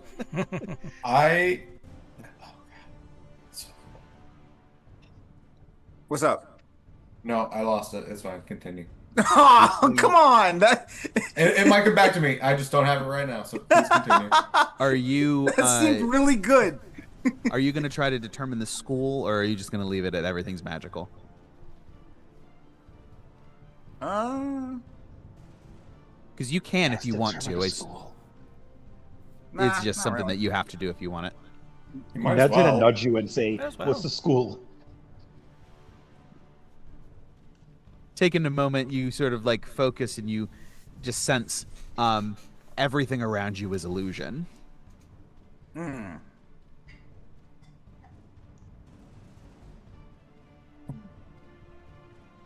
Like it's like I can see sound and feel colors. I don't know how to put that. I'm tripping balls. Kind of. It is a little bit trippy in here with detect magic up, just because you are inundated. Everything here is magical to its core. As I mentioned, you presume all of this to be some sort of illusory construct within the mists. None of this is real, and yet all of it is true. In the same way that it's experiential, it's perceptual, conceptual, even almost sexual. Sept. There's a P, not X. Yeah, I mean,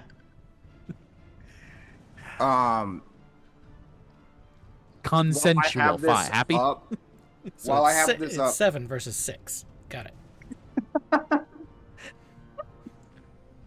but while I have this up, I'm just going to reach out toward Gawain and just like have my hand on his shoulder and maybe reach for his hand, just to like keep me grounded in reality, or whatever reality this is, you know? I was gonna say, I imagine in a place like this, doing detect magic, it's kind of like when you put on night vision goggles and a flashbang goes off. Ooh, yeah. That's painful, right? Very disorienting. Yeah. Yeah. Just because it's everything. Yes. The answer is yes. The answer is yes. All right. But yes, as you guys reconvene, Sir Radovan makes his note, provides his commentary. The mists open once again, and you continue downward the second of these paths along the truth Strahd cannot face. You come upon the trail opening into a broad circle of standing stones rising from the shallow water. 12 weathered monoliths encircle a low stone basin whose dark, perfectly still water sits just above the level of the surrounding swamp, untouched by the mire beyond its rim. Each of the 12 standing stones is carved on both faces, front and back, with scenes from the same man's life. Though age has softened the edges of the carvings, you can make out familiar moments repeated again and again. A quiet conversation with a young woman, a solemn exchange between two brothers, and a shadowed figure whispering from the darkness. So this one is a little bit complicated. I couldn't figure out this description is not a great way. Um, Do you mind repeating it? yes, I will run through Because it I've once seen it a again. lot. Yes. Honestly, just put it in chat. It's okay. So we got. I'm gonna. Let me see. 12 if I can find pillars. Hold on. This one might benefit from a little scratch. Yeah. Map. 12 pillars, messages on both sides of here. each.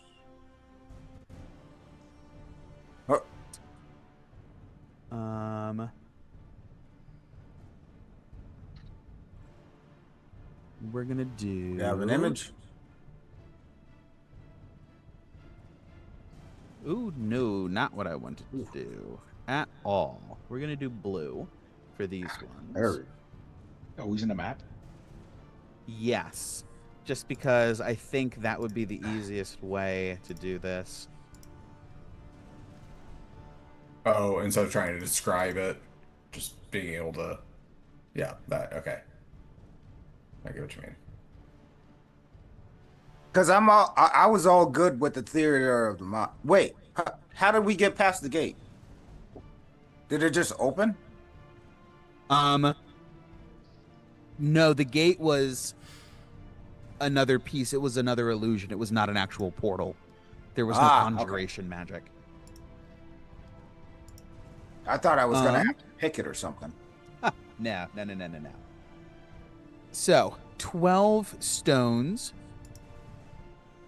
Oh, you know what I should do?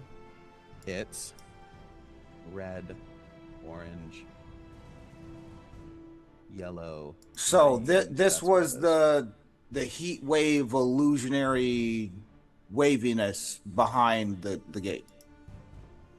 No, you guys did not go through. The mists opened and you moved into the next area. Ah, okay. Let's see. What are those? 1 second. What are those? We're fighting Skittles. I think a better question are what I'm are panicking those? already. We're building DNA.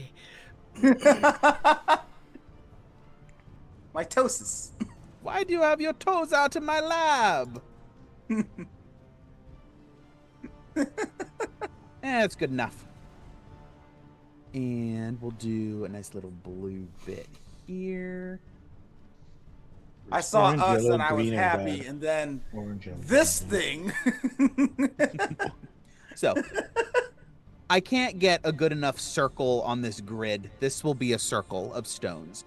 There are, so the red, orange, yellow, and green tokens are the outer 12 monoliths that I talked about. There are 3 set. 1, 2, 3, 4, 5, 6, 7, 8, 9, 10, 11, 12, 13, 14, 15, 16. That's too many. I did a bad job setting Yeah, this up. I was about to say that's more than 12. That's more than 12, sir. I'm real bad at math. I didn't notice. Problem solved. Okay, we're gonna call this a circle. There are 3 sets of 4. All 4 red tokens are the same monolith. All 4 orange tokens are the same monolith. All 4 yellow tokens are the same monolith. Red is as you guys look, as I mentioned, there are each one, the red ones depict a Strahd. At these depict Strahd at different moments in his life. The red ones depict a quiet conversation with a young woman who you immediately recognize as some incarnation of Tatiana.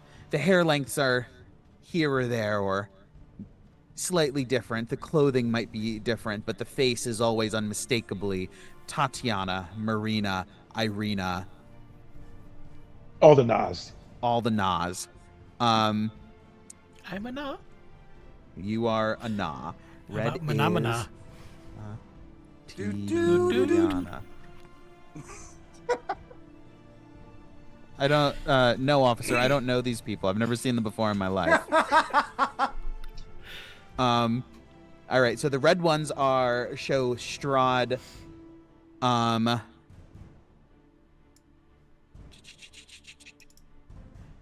talking with Tatiana.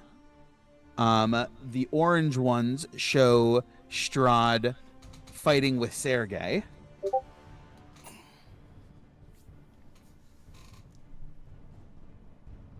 Wait, which ones are Strahd and Sergey? Yellow. I'm Sorry. going to put it in the chat here. Red is Strahd speaking with Tatiana. Orange is Strahd fighting with Sergei. And yellow is Strahd being influenced by some shadowy entity that you assume to be Vampire. I don't know if there's something wrong with my monitor, but can you make the yellow ones Orange. green? Orange was not a great option for the background. Let me change the background color. Because red and orange are just, I don't know. That kinda didn't works. help. that. Yellow and orange are still very close together, so it's hard to Yeah, separate the colors. but I can tell them. Oh, It's fine. It's fine. I got you. I got you. Yeah, the actual tokens. Yes, let me I'll change this back. Or we'll do this. How about And then putting we will also Sergei, change some Tatiana, and Vampire instead of the colors? I don't have Well, those wait. kind of tokens. Why is there a for fireball? this. Just Ned decided that'll solve the problem.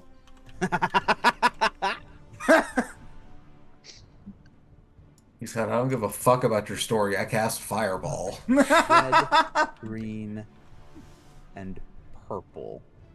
Those seem a little bit more distinct. Who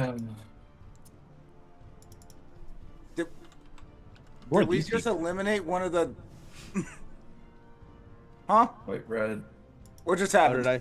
Who's You adding? just- Oh, you're adding those. That's me. Oh, okay. Yes, yes, yes. Give me See? those. Those are much Yep. better. So the top one is Sergei, the female is Tatiana, and I'm looking for a vampire one to use. Perfect. That's much better. You know, why do I ever question you? Exactly.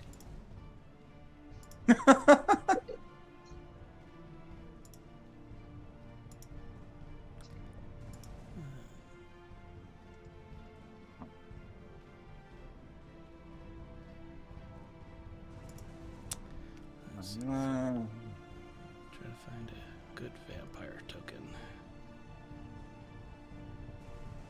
And are these just like floating marb? What the fuck? These are representations. They're monoliths. They're stone pillars, Okay. and they depict him talking to each of these people. I'll This is take it. just purely for representation. Correct. I'm not touching anything. Is that Strahd without his makeup? Honestly, a- that's so much better. It's a token to represent a vampire nightbringer. Mm-hmm. So- Yes, yes, yes. It's from the D&D Monster Manual 2024. Flip these. Oops. So that we have the 4 sets basically. And there's supposed to be 12 of them. Oh, okay. Okay. See it.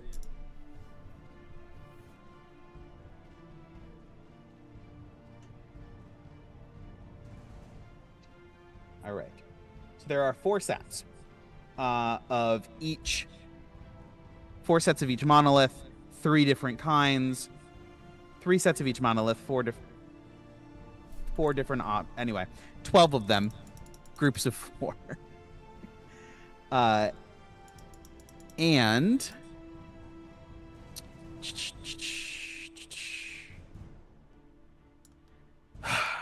as you guys begin to investigate, the 2 sides are not identical. So each of these has 2 sides. One is One shows Strahd speaking with Tatiana and enjoying it.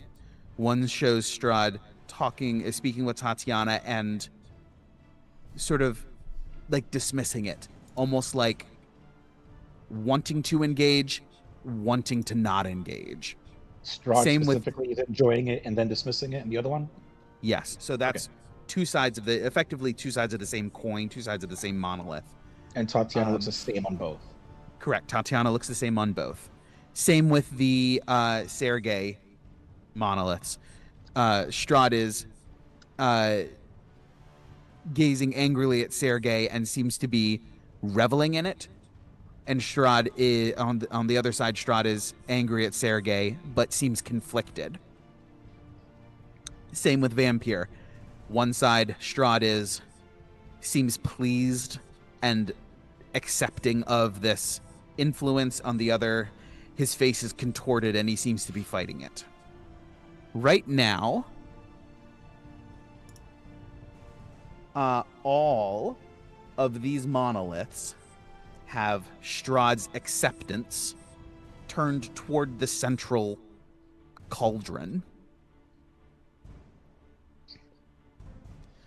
As you guys give it another, some more just sort of general checking about, the cauldron in the center, the water is very distinct from the marsh. It is covered with ash. It smells of blood. And as somebody leans over and takes a look, there is roiling darkness and shadow in the bottom. Excellent to cook with. Excellent to cook with, yes. Question. Yes. The roiling shadow as I approach with daylight, does that do anything? The daylight illuminates slightly, and you see like silt in the water reflecting it, but almost none manages to penetrate down to the bottom. In fact, the brightness of the light makes it harder to see as it reflects and blinds rather than actually illuminating. Would it happen to be a darkness spell created with level 3 or lower spell slot? No, not quite. This is with your detect magic up, this all continues to be illusion. It was worth a shot. It's worth a shot.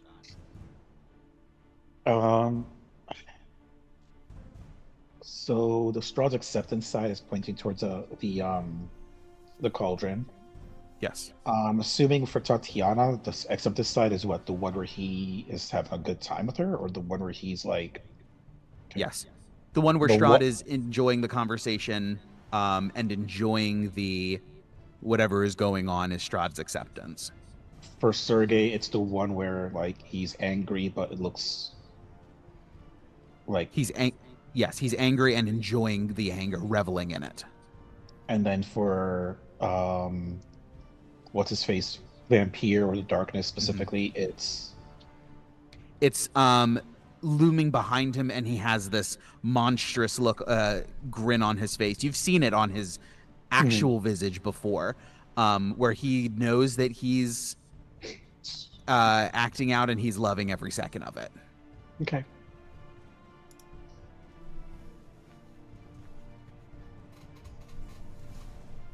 Are these movable? You said movable? Yeah, as in like Yeah, if one can of the we like turn rotate them? Is this like a Legend of Zelda puzzle? Is what I'm asking. You go to grab it. There's not any easy handholds, but as you sort of try to shift it, and it like wants to move. What's your strength score? Can we use Mold boy. I was just like, can I mold Yeah. earth this thing? With an 11, it wants to move, but it does not. Mold earth. Let me see. Yeah, we both have that one. So Can I do that with a combination of like actually moving it?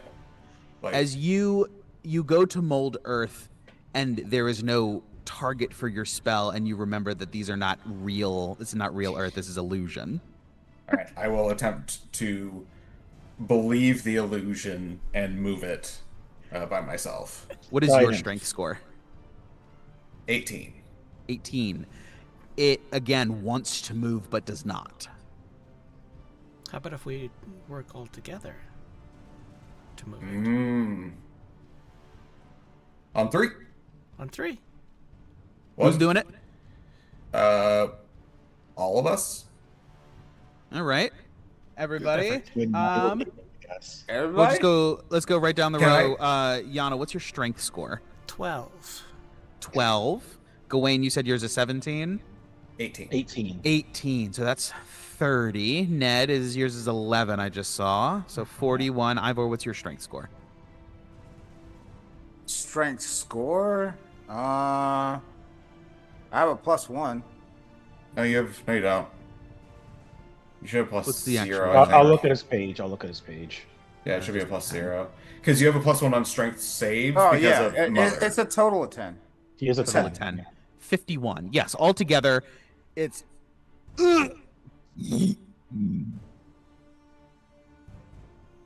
You're able to spin it 180 degrees, and it sort of hits a. It cannot spin more than 180 degrees in that direction. We are. Which one are you guys spinning? I'll let one of them decide. By that I mean I don't want to use spells for this one. Yep. Yeah, I moved my tokens back over here because I thought we were spinning this one. All right, sounds good. So I've already decided. Yep. You lost nose goes. So Sergey flips. It was heavy. It was very heavy. It was big, awkward. The leverage was all wrong. It was really difficult. I cannot stress enough how much your muscles ache after this, even though you were all working together. But Strahd's disapproval toward his treatment of Sergey faces the center. Nothing happens. Okay, let's go try this one, I guess. Okay, wait. Let's just go through and see which one is the easiest to turn away from. Like a game of Jenga, almost. As in, do they all weigh differently, you mean? Maybe. If we go by each one of them and give them a slight push test, not to actually move it, but just to see if there's any jiggle or wiggle, do they all feel the same weight? They do. They all seem to react the same way. Well, actually, I will say, you go to move the one Tatiana and just sort of test it, and it doesn't budge, feels the same. You go to move the one Vampire, doesn't budge, feels the same. You go to move the next Sergey, maybe your mind's playing tricks on you, it feels a little bit lighter, just ever so slightly. It still takes a lot, but it moves more than you thought it would have given your previous experience. Ah, okay. Okay, cool. So it looks like we might need to point all of the tops of Sergey's heads inward, maybe? Perhaps. I just We figured might it's as well. easier if each one you activate the same one. Mm-hmm. You, as you turn these Sergey monoliths progressively around, each one is easier than the last. Until finally, this last one,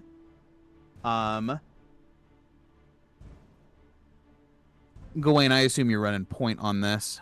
On the this strength last- bit, yes. Yeah, this last one, you grip and you like brace to move, waiting, like just bracing while you're waiting for somebody else to engage, and it moves on its own. You're able to move it single-handedly.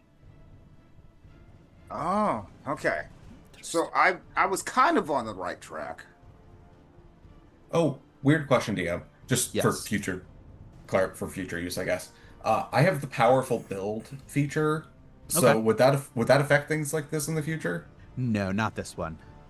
Okay. This Cool. one is Just just wondering. a total strength score. Gotcha. Oh, it's not like a lifting capacity thing. Gotcha. No. Gotcha. Okay. Yeah, because it's still an illusion. Hmm. Man, this illusion doing work for me, isn't it? Yeah, it is. Yeah. None of the rules apply. What are Now you have rules? to play my game. Do we? All Do we right. really? When you have the Um, power of illusion, all roads lead to the dungeon. It's like All when right. Pegasus plays Toon World. All right. Oh boy. All right. As you continue onward, with all of Sergei's monoliths flipped,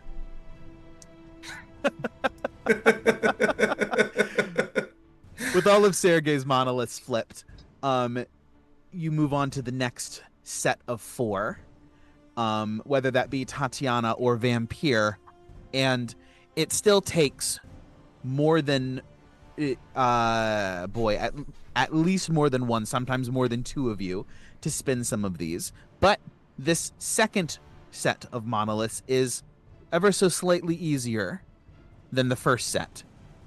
With all 4 of Sergei's being moved, the subsequent spins are easier. And with each successive spin, the following monoliths are significantly easier. So once you knock out the first Tatiana, the first Tatiana was easier than the first Sergei. And then the second Tatiana was easier than the first Tatiana, third, and so on and so forth. And same with Vampire. The first Vampire is easier than the first Tatiana, since that was the second in the series. And then the second Vampire is easier than the first Vampire. Third Vampire easier than the second, so on and so forth. Until all 12 are facing the center. With each successful quartet, shall we say, once all Sergeis are facing with Strahd's disapproval toward the center, the ash on top of the water sort of disintegrates and disappears. As all 4 monoliths of Tatiana are spun, the blood, the rotting and decrepit blood scent dissipates, and the water becomes a little bit clearer. And as all 4 Vampire monoliths are spun, the roiling black in the base disapparates, and this water is once again clear. I'll go with Gawain and check the cauldron.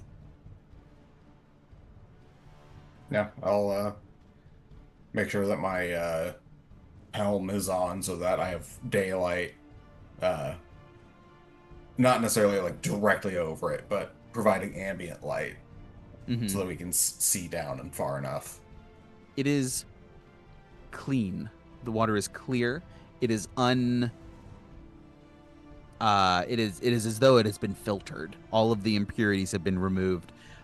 It is not even brackish swamp water. It is clean and clear. And you can see with the light clearly to the bottom of this basin, which is anywhere from 10 to 20 feet based on the light diffraction. Do I get the idea that requiring like 5 of us or 4 of us to move these things, do I get the sense that that's like a defense mechanism to make sure that like Strahd can't do this because like he's basically always on his own? Give me an insight check. Guidance.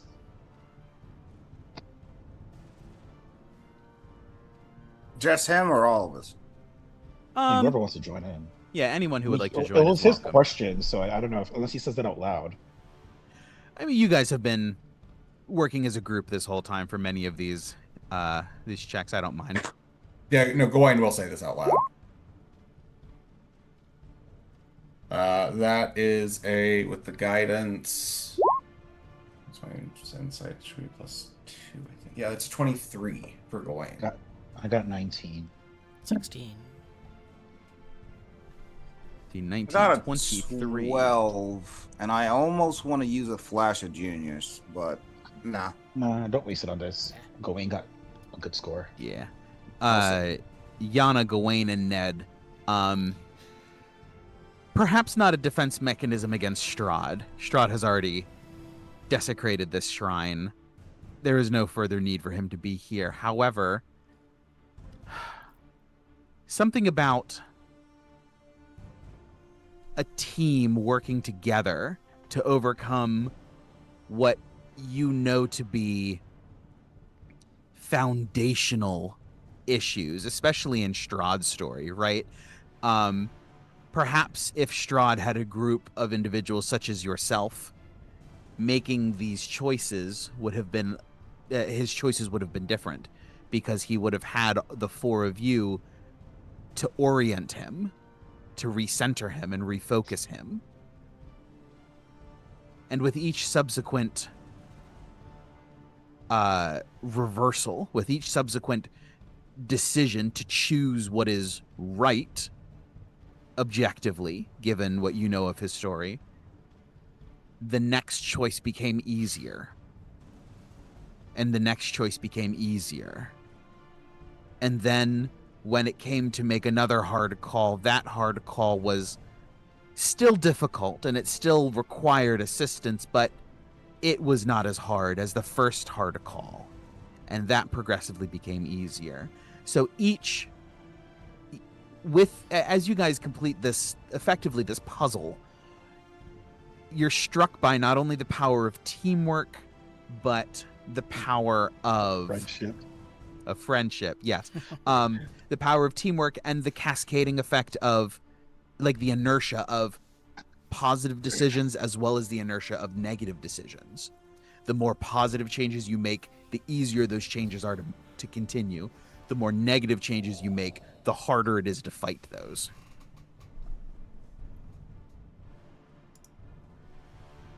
And we're slowly trying to, well, not trying to, but like easing into the mind of Strahd, because when he got to the crossroads, he paused, and then he shut his eyes, and then he covered his ears.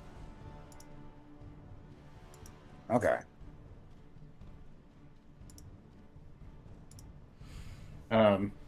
But yeah, Gawain says what you, vocalizes what you just said to the group.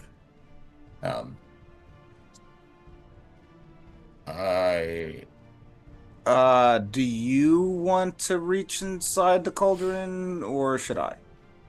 Well, I'll reach in there. Does it look like there's something in the bottom, or? Not anymore. Just just clean water.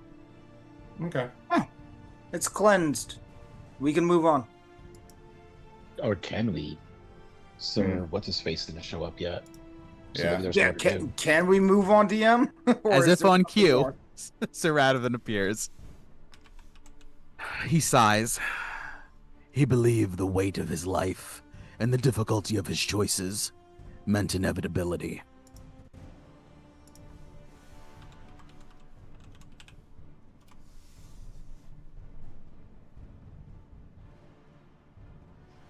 This is the basin. The pot there. Da-da-da-da.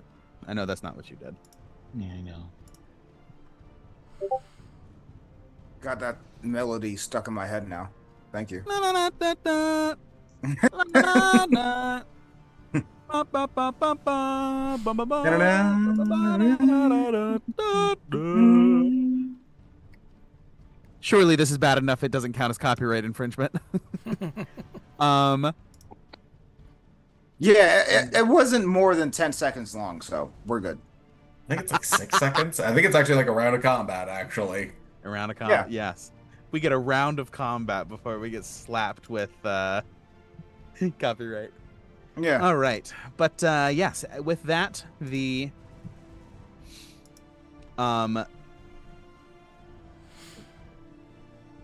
the mists open in one particular area, and you guys are escorted by the down effectively by the mists into your third area in this third question or revelation.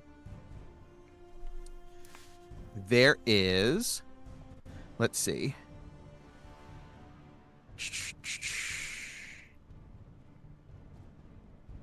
You guys arrive in an empty clearing.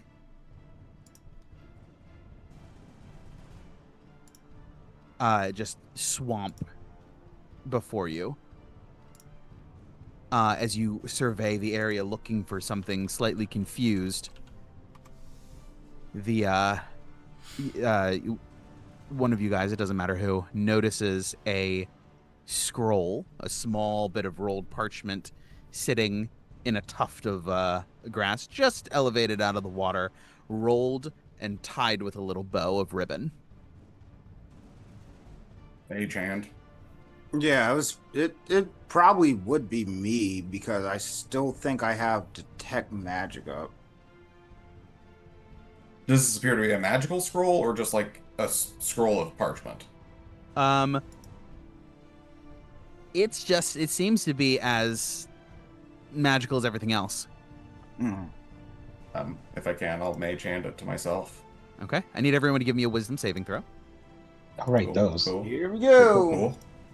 Don't roll a 1. Gotta try not to. Rolled 12.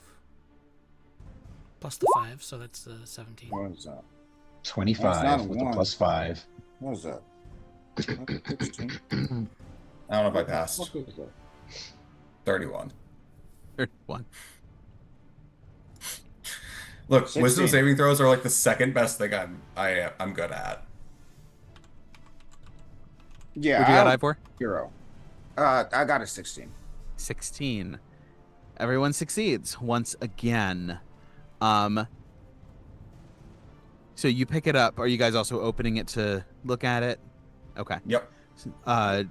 Pulling the ribbon off, it unrolls between mage hands of several people in the party here. You guys are able to manipulate this easily enough. It reads, "If you have eyes to see, then you may see. If you have ears to hear, then you may hear. If you have a mind to understand, then you will know."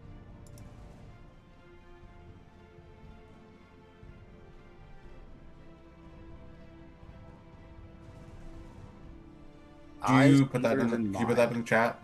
Yes. Thank you.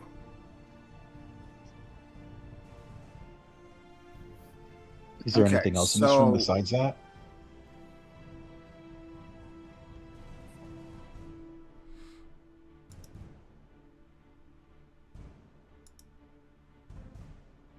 Oops. Then you will know. There is nothing else in this little area besides that. As you read this, I need everyone to give me a charisma saving throw. Oh boy. +5 on this Oh, bitch too. no. This should be fun. This Oh is yeah, I forgot literally about the +5. every time, man. If you're within 10 feet of me, you get a +5 every time. Yeah, and I'm holding your hand, kind of, sort of, maybe. Again, I don't know if I passed for the 34. I got a 23 with the +5 from Gawain. Mm-hmm. Mm-hmm. It helps to have +11 on All charisma saves successes? when you roll a 7. Oh yeah. Throw charisma. I agree. I basically get to add my charisma modifier 3 times to this bitch. Okay, so Oh, yeah. Between proficiency, my actual charisma score, and my 32. aura protection. I have a +15 to charisma score or charisma saving throws with That's the great. thing from Mother. With So the it would thing from normally be Mother. +14. Right, right. Ivor, what'd you get? dirty 20.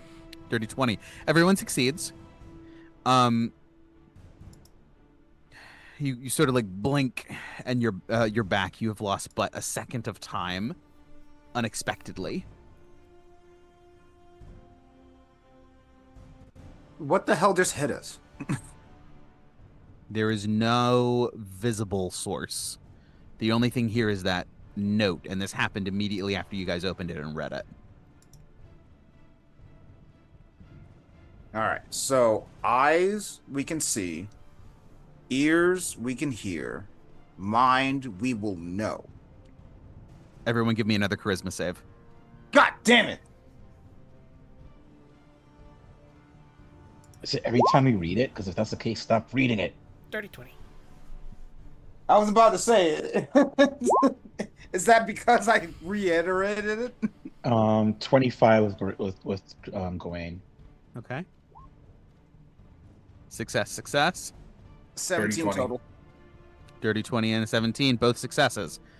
Another, as Ivor, you either say this out loud or you behold, like sort of roll it again in your mind. Just everyone just sort of like, okay.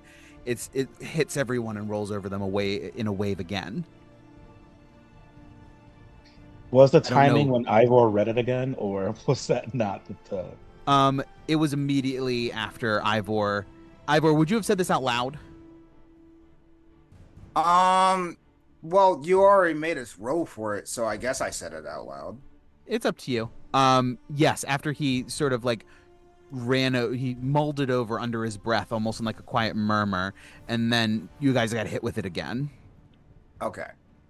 So I'll just refer to the group like, hey, sorry, I was just muttering to myself.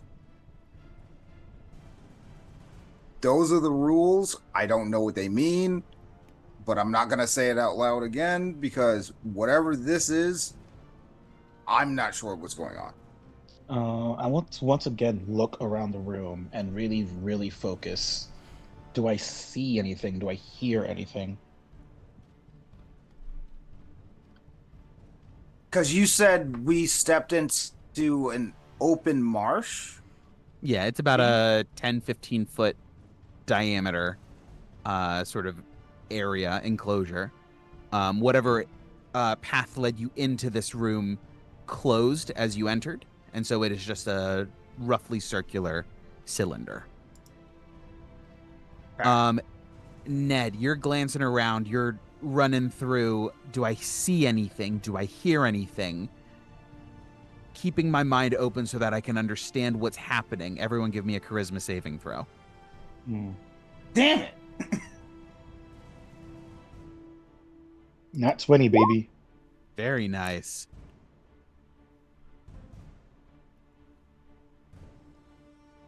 Dirty 20. 18. 18. All of you succeed.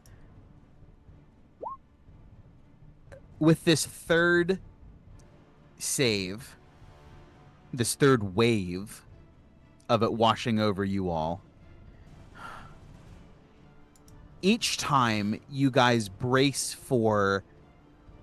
effectively brace for impact with this psychic clash of whatever is doing this, whatever it's trying to do against your force of person.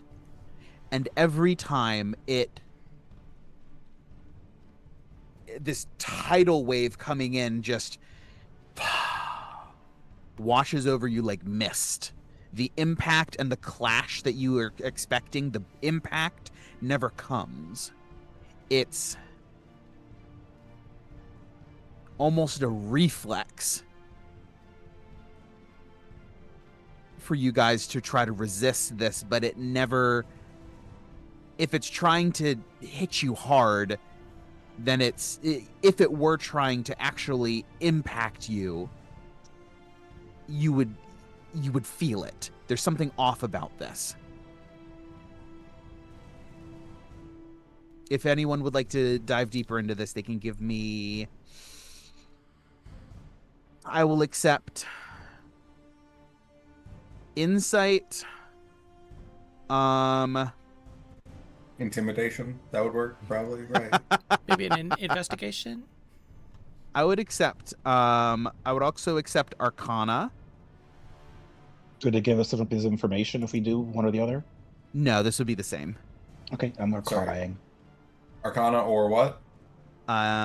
Insight. I will give an insight check. I would also take a survival if somebody wants to do that as well. I'll do survival. Anything for Fey Fiends or Undead? No. Okay. With my guidance, I got a 29. I got a 3. That's a nat 1. That's Wait, a did 14.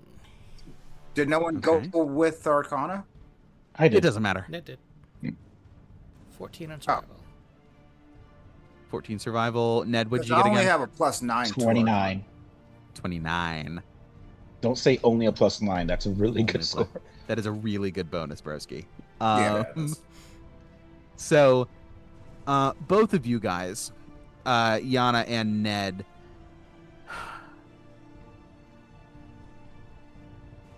perhaps this is the reaction to making a saving throw is not warranted. Whatever this is coming at you in a way that immediately spikes all of your fight or flight reactions, and yet it never follows through on its on the threat that you guys are ascribing to it. Perhaps there isn't one. Is it okay? I can't remember if this is 2024. Is it an action to try to investigate through an illusion? Depending on the spell, sometimes they specify it, sometimes they don't. Typically, you have to try to interact and you have to try to interact with it in certain ways, like an action to do that investigation check. In general, that is the rule that a good rule of thumb. Okay. I'll just look towards the group. I don't think there's anything there. I think this is just magic meant to obfuscate the truth, and I think we should all try to maybe see through it and see what we see.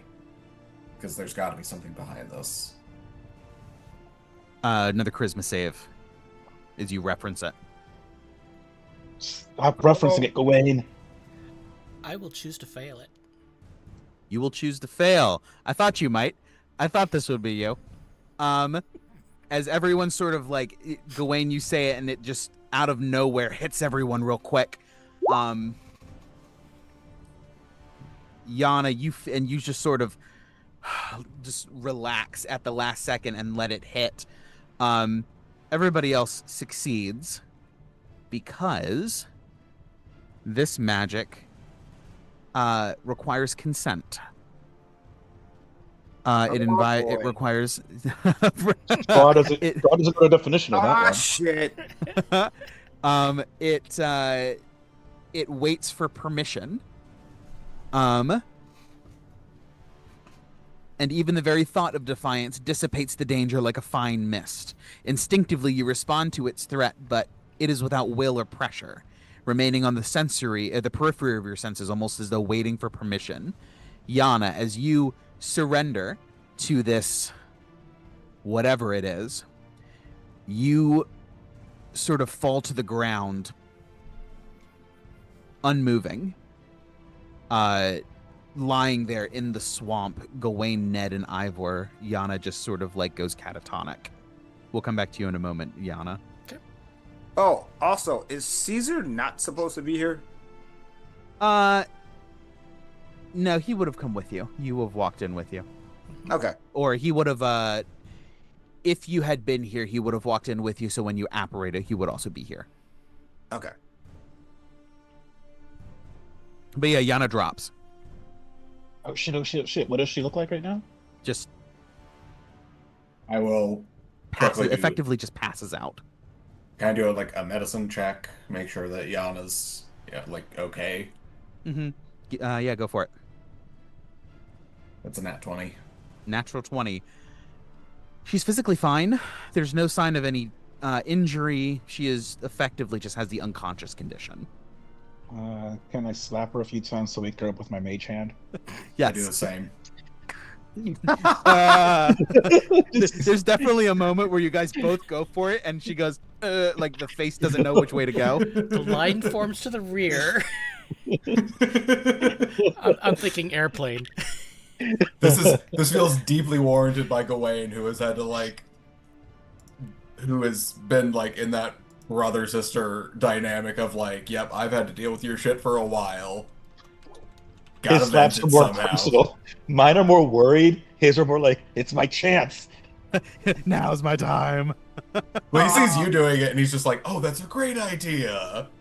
Just piles on. Caesar will just like kind of like lift her up so that way she doesn't like drown in the swamp.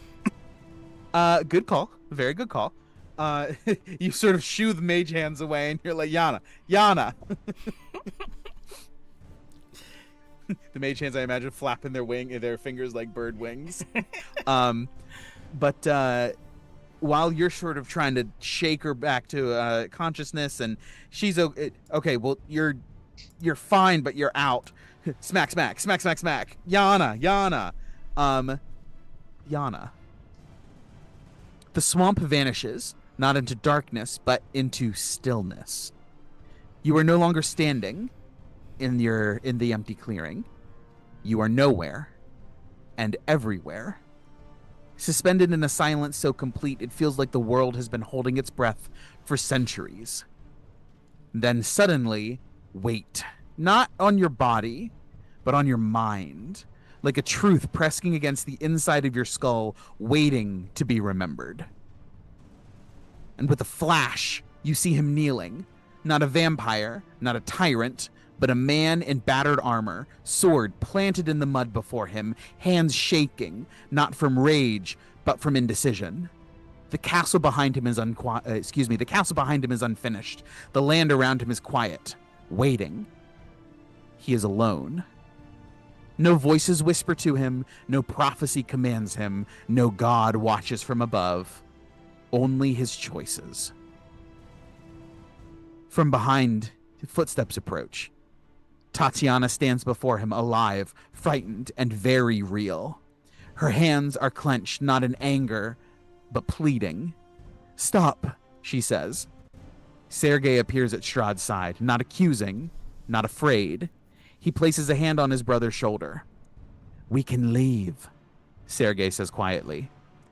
The world holds its breath, and Strahd closes his eyes. And when he opens them, the vision fractures. You see 1,000 futures shatter all at once. Paths where the castle is abandoned, where the land heals slowly, where Strahd grows old and forgotten. And you see the path he chose. Not one he had to, but because he was afraid. The swamp returns, rushing, but Strahd's voice lingers in your mind, stripped of cruelty, stripped of power, bare and human, more akin to the narration in his memoir than the tyrant you have come to know. I needed that lie. Without it, I would have had to live with what I'd done. The weight in your thoughts settles. Not crushing, but permanent. You now carry what he has refused to bear. The darkness dissolves, and suddenly you're blinking back to consciousness. Ivor holding you sort of like up out of the mud as a mage hand just comes in and I'm gonna Gawain your odds, Ned your evens. Oh. As a distinctly Modron inspired mage hand just rakes across your face. Ears. It tingles. Tingles. Thank I like God it. you're awake. You immediately gain 2 points of despair, so you add 2 levels of exhaustion. Jeez. Ooh. Raider restoration. I don't know. And you can add the feat called the weight of choice. Ooh. What does it do? What does it do? What does it do? What does it do? I don't know. Weight of choice. Of course, I've got to scroll to the bottom. No, come on, work. Gotta scroll all the way to the bottom. Weight of You can kill Strahd once per day. Why don't you share with us what that feat does for you? Okay. The weight of choice. You have seen the moment where the world could have turned another way and did not. You now know what Strahd knows and what he cannot bear. That no hand but his own closed the door. You gain the following features. Clarity of agency. Once per long rest, when you or a creature that you can see within 60 feet make an attack, ability check, or saving throw, you can choose to give them a roll of 10 on the die instead. This may be used after the roll, but before success or failure is determined. Paralysis of clarity. The first time each day that you roll initiative, you cannot take reactions until the end of your first turn, as you are momentarily transfixed by the multitude of possibilities unfolding before you. Interesting. So both a good effect and a bad effect. Mm-hmm. Uh-huh. Now, Yana's almost always first in initiative, so this isn't going to hit you as hard as it might hit somebody else. Right. My button I'm pusher. frequently not the first. Not because of your lack of initiative, it's because you just roll badly for initiative all the time. Exactly. Yeah.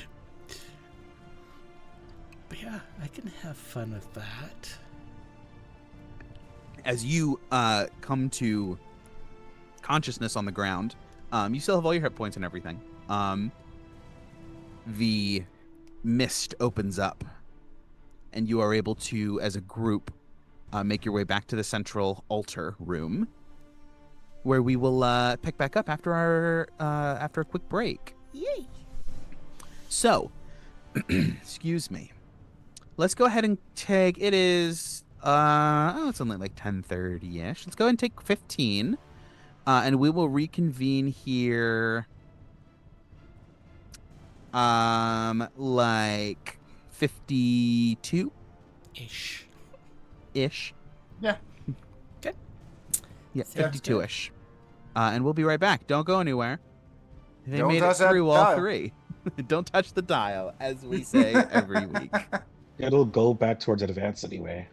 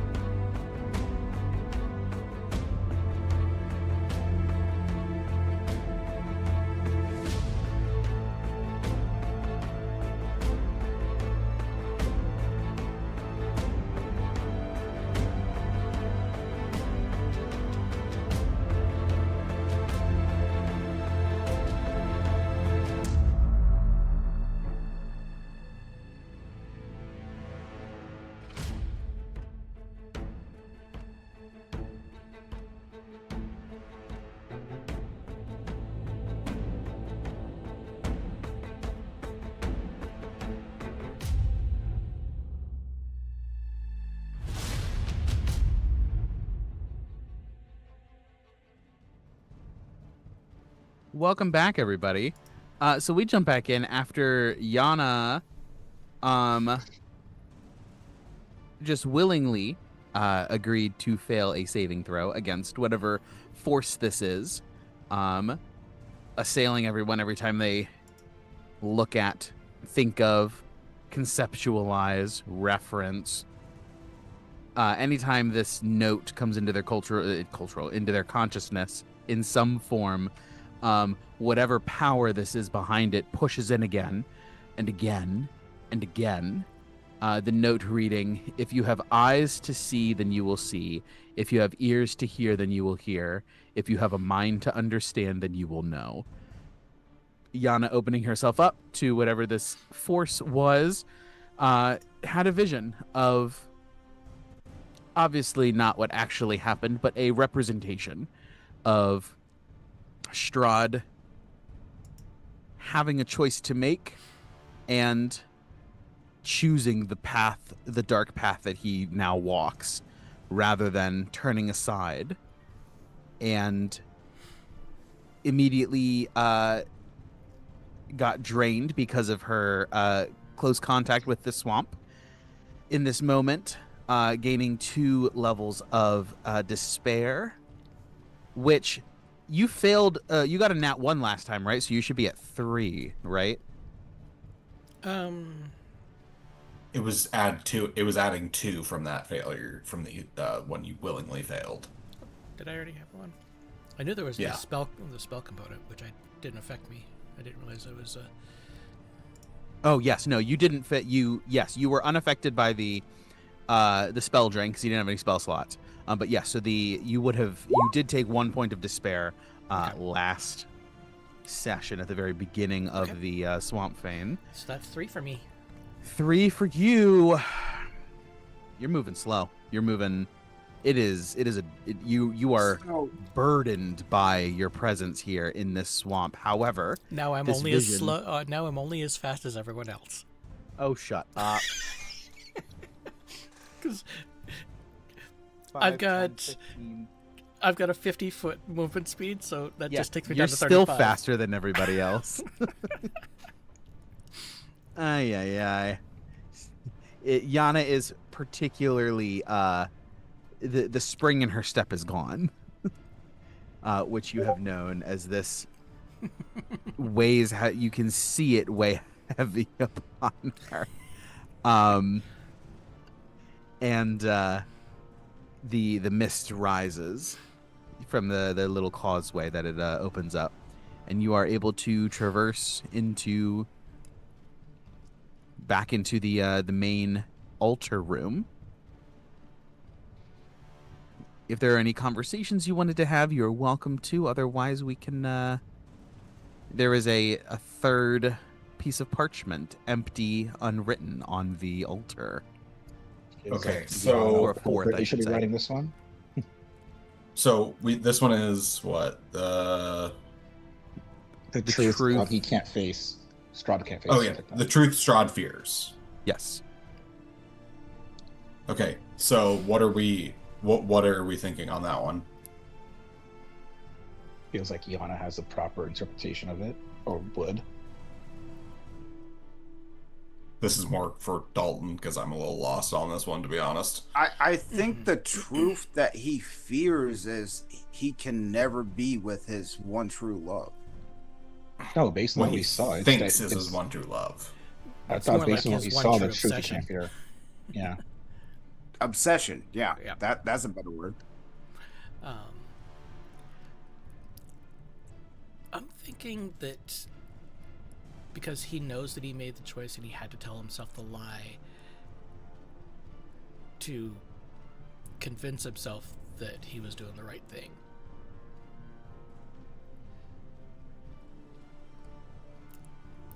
So I think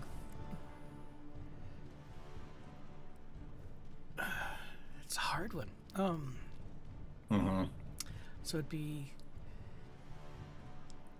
because let's see, what's the wording on it? That he has to take accountability for his actions at some point.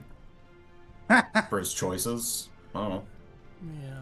I agree, Ivor. That is a laughable idea. Strahd taking accountability. No. It's the truth. Accountability? It's the truth Strahd? Strahd fears, No. not the one he That's- not the one he believes He's necessarily. not taking accountability for his shit. I mean, You it turned seems to her be against like me.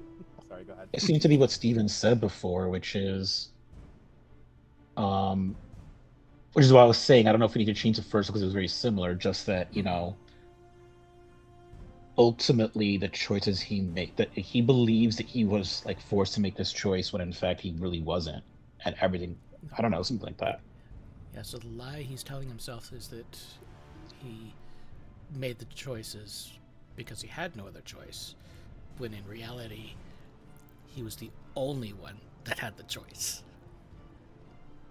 Exactly. I'm down for that.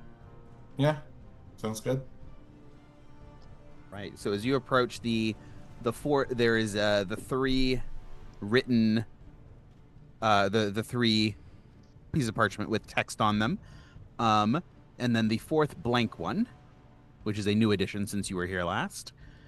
So the truth Strahd fears, just to make sure I'm on exactly the same page, your answer to the truth Strahd fears.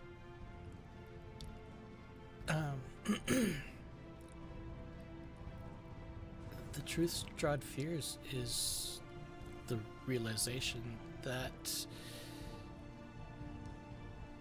he was the only one that had a choice in any of this, and he destroyed everything for it.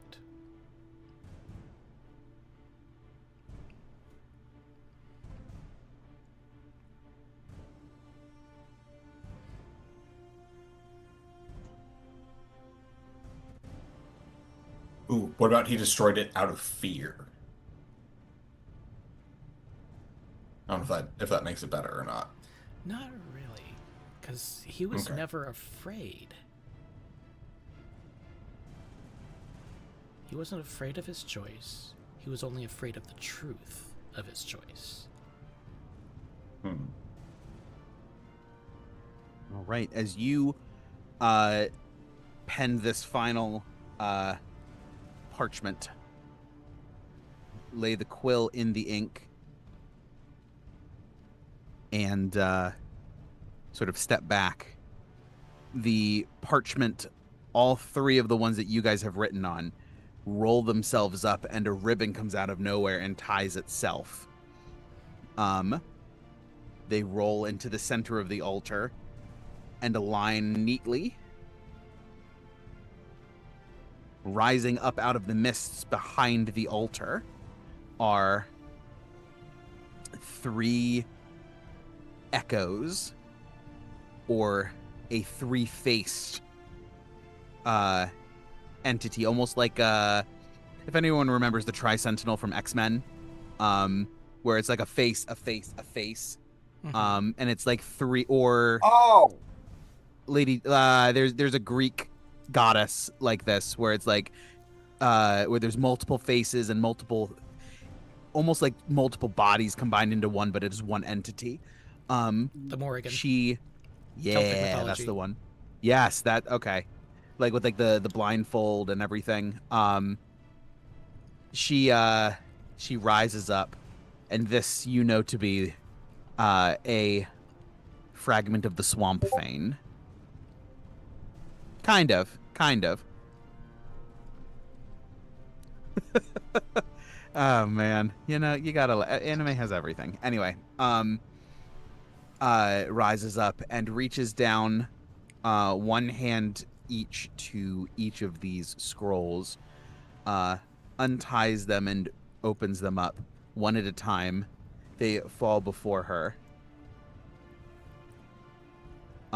Sir Radovan approaches from behind you and beside you, and sort of plants his sword tip down, hilt up into the ground, and regards the Lady of the Swamp. "What was the lie Strahd told himself, and she reads out, that he had no choice, despite clearly making these choices. And she drops. Hey, I that. added something to that. Oh, that's right. You said. Remember, and the warnings thing. And that he wasn't warned of the dangers. And she drops that scroll, and it burns to ash in midair before it hits the ground. What was the lie that Barovia believed? She holds the second parchment. That surviving is the same as living. Drops it.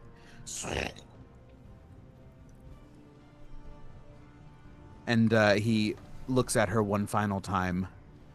And what is the truth Strahd fears? That he was the only one who had a choice, and he destroyed everything. She drops it. Consumed by fire. Turned to ash and blown away into the mists.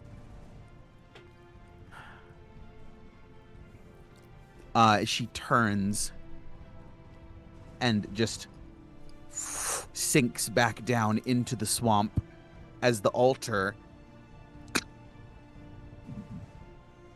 breaks, opens, and a small stone. It's like a little pillar pushes up. I'll pull the gem out. You remove the gem, and some of a gem-shaped and sized sort of pocket melts out. Mage hand it forward. Like a little glass tinkling as it slots in. Sinks back down. And a rush of wind, some of the most intense weather you felt in Barovia, just outward from the center of this altar, just rippling past. You feel your cheeks sort of shaking, your hair is blown straight back. It's as though you're in the center of a wind tunnel. Exactly. It's like you're in a wind tunnel, and it is radial in all directions from this altar point. The mists immediately just recede and disperse. And you are back at the center of the ring where you started. Let me drag you guys back onto. And Gawain has the gem? No, the gem has been sucked back. That's not the thing. Where's the special map? Dun, dun, dun. Oh, and Berez. That's right. I was like, that's not animated. It had withdrawn back down into the ground. There is, and where this altar was in the center of these stones, it is now cracked. Oh. And yet it feels as though it has healed, almost as though perhaps not the altar has broken, but a chain on the altar, a lock suppressing it, has been shattered. As the mists are blown back and the wind fades, echoing across the mountains and across the valley, just a primal scream of rage and pain, as you know Strahd to be racked by this reconsecration, effectively incapacitated as he was the first time. Echoing over the wind, echoing on the air itself like thunder across the sky. All of Barovia knows what is happening, even if not all understand the sign. They know. They know the event is occurring. Sir Radovan turns and regards you all. Another shrine reconsecrated. Another Fane freed. Another lady restored. You have my thanks. And he bows, I bow back. sheathes his sword, and just sort of like leans back and just fades away. Presumably to reappear when you encounter the next shrine. Okay. Which will be the mountain. All right. So one chain down. Well, actually, is that the second one? Did I miss Second. one? Yeah, Yeah, you, you the missed the first other one was one. First the one. Okay, so 2 chains down? 2 Fanes down, 1 to go. Okay. I need Dang a right. rest. Can I have a rest? Feeling a little As bit the- sleepy. As the mist fades, these levels of despair fade with it. So you are restored. All 3 levels. That makes life easier.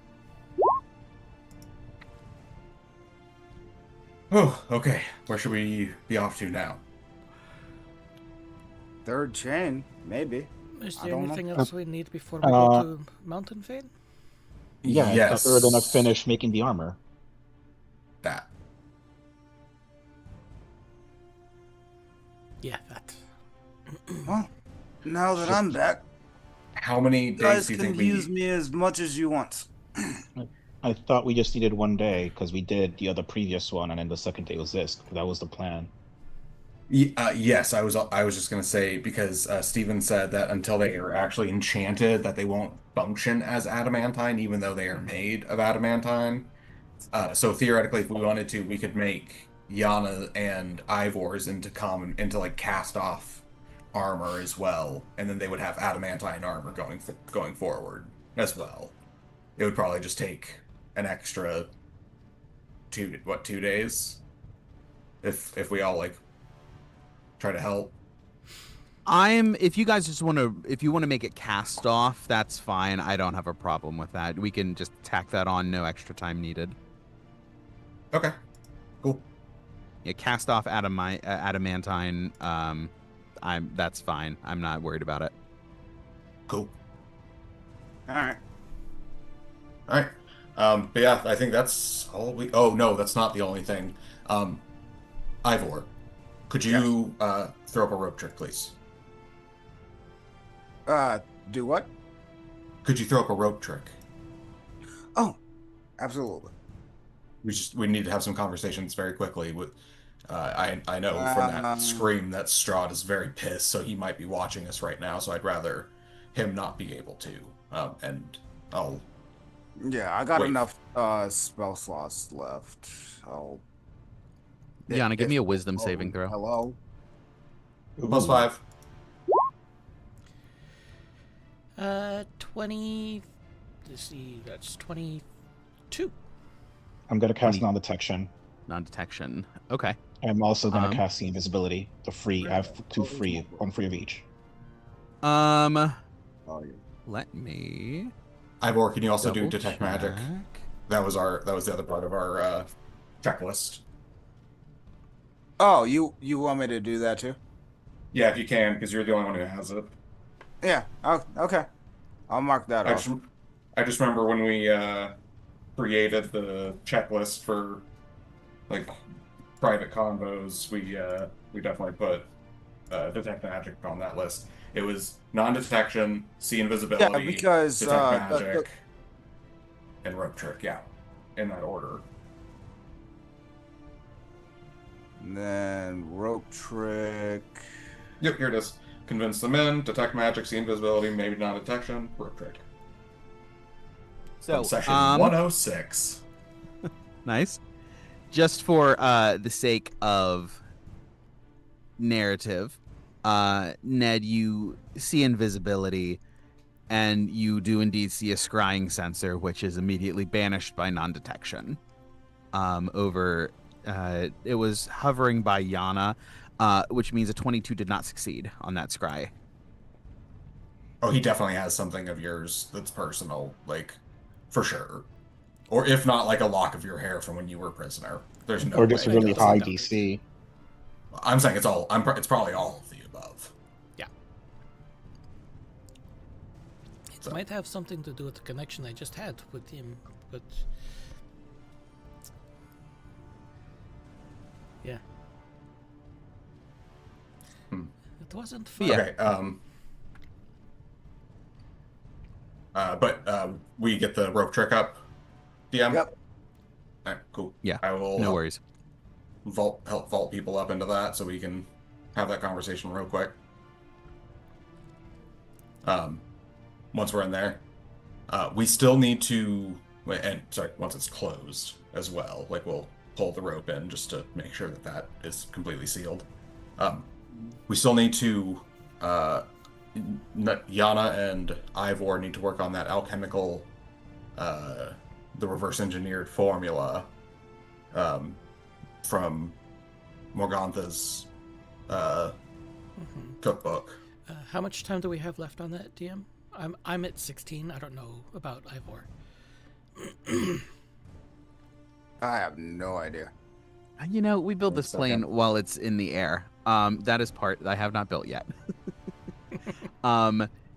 We're probably just off the dome. I'm thinking probably at least 40 hours to really understand and begin to synthesize. If it be understand, theorize, and start to synthesize anything.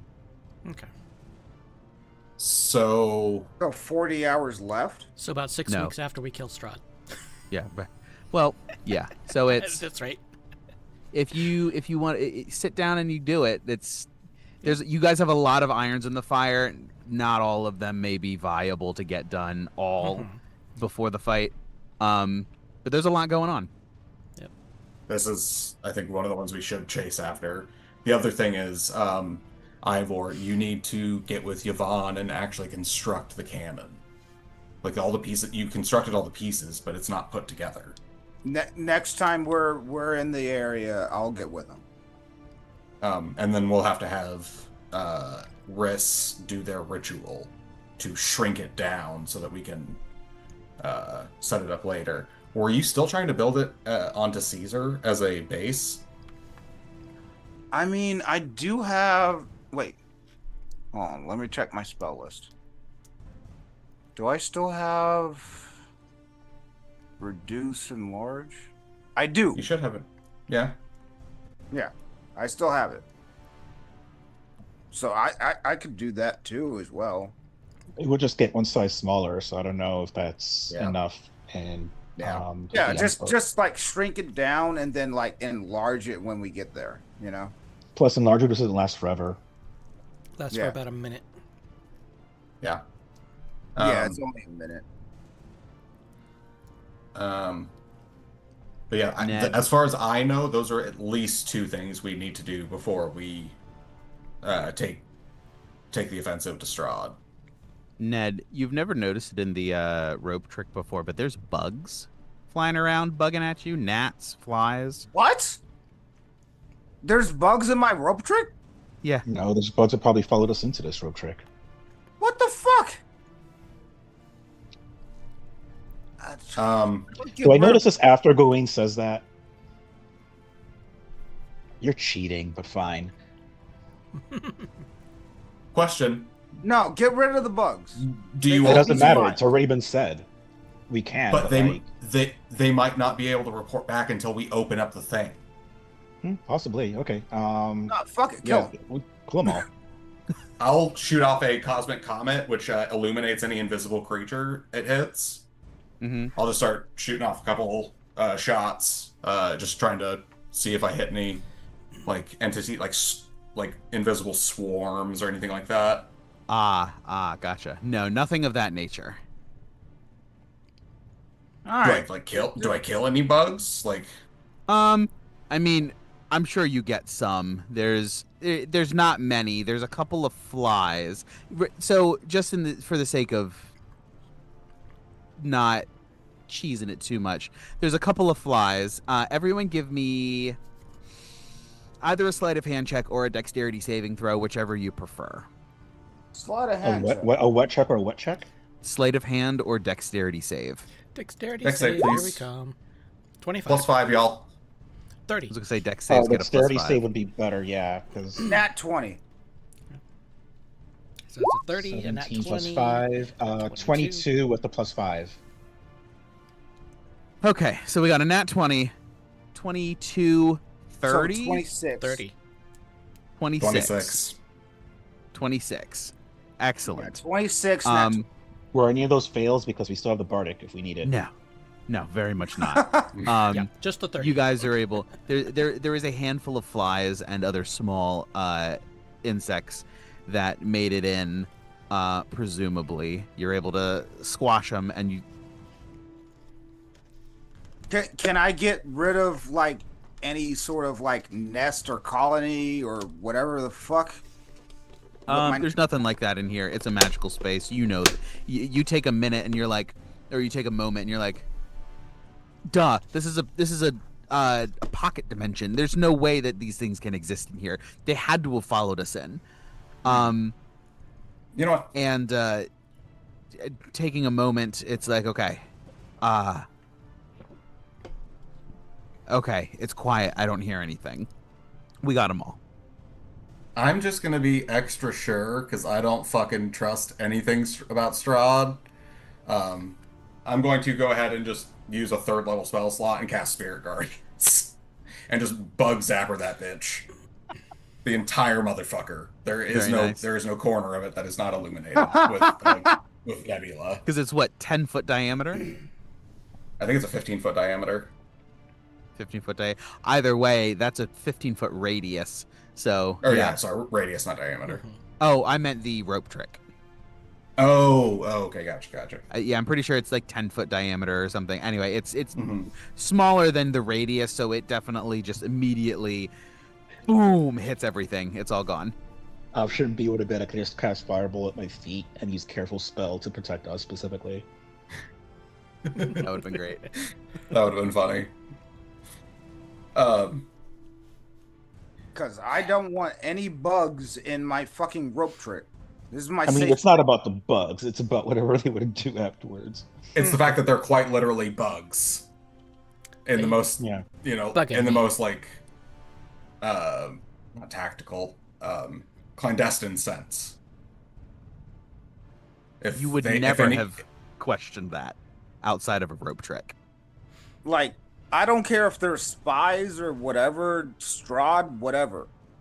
Like, when I bring people into my rope trick, I don't want them to be met with bugs. Ay. Okay, hold on. Adding this to the fucking list. We got 1, detect magic. 2, I have non-detection. detect magic up. 3, see invisibility.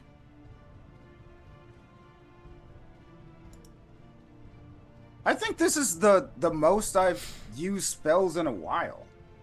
4 is rope trick, and 5 is Spirit Guardians to kill any shit that comes in. I will also say that with the Spirit Guardians, there is a frog that dies in Ned's pack, and a frog? A frog that hopped in your pack that is killed by the Spirit Guardians, as well as a salamander that got it into one of Gawain's. What the hell? It's there's something about it is known, whether it's through the spell or whether you guys notice it or there's like a cry or something. Little hiss as they just like evaporate. Mm-hmm. It could have been evil. No, They could have been evil. I don't fucking know. Can we just like negate them? Like, can we let them go free? Ned's gonna say no. Even like if we knew about it, be like, look, we're not carrying any extra anything at this point. Okay. Everything is suspect at this point. If we have done so well not letting him know our end game that if we let it slip now, we're just fucked. Like we're And he just still so might. close. And he's because I'm operating on the assumption that he still somehow knows everything anyway. Yes, As we but we have to should. try our best to Correct. assume that we have to also assume that he hasn't, and try our best to make sure that is not the case. Actually, since we killed the salamander and the frog, Gawain, can you cook these? I don't think they cook the frog. Maybe no. Oh no, that's extra crispy, and it just disintegrates as he like picks it up. That's gone. Ah, damn it. That's not even blackened. That's ash. It's just gone. Okay. Carbon enriched. Ooh, we can save it and compact it for a fire starter. For a campfire. I'm just gonna cast Okay. a source of fire-based sorcerer's burst into dead leaves. We'll start a fire that way. We gotta use it somehow. I don't know, man. Sometimes salamanders die. Every part of the frog spy, you know, that's what the Native Americans did. Yeah. Every part of the animal useful. Okay. So we got our rope trick SOPs updated. Okay, I'm gonna add a green to Ivor's colors from before. Oh There we yeah, go. because I did mention green. is funny. Okay, so we should potentially, since Strahd probably fucked up right now, from the disconnection of the second Thane, I think we should capitalize on that. Should we take a couple of days, and that way Yana and Ivor could work on the alchemical mixture. We could work on some armor potentially. I think the more time we give him to recover and from his wounds, the more chance he has to interrupt us from finishing the final part, or doing things to deter us from doing the final part. It's fair. Either way, we have Okay. some time now, so we can do part of those things we need to do. Yes. I think we should And take then we should if always we take at if we least a keep day. doing these in a row, he'll be too sick anyway immediately after, and we can continue to work on those things. But, and not saying that none of those things were important, what is more important is we successfully restore the Thanes. That is number one above everything else. Yeah. Everything else is superfluous compared to this.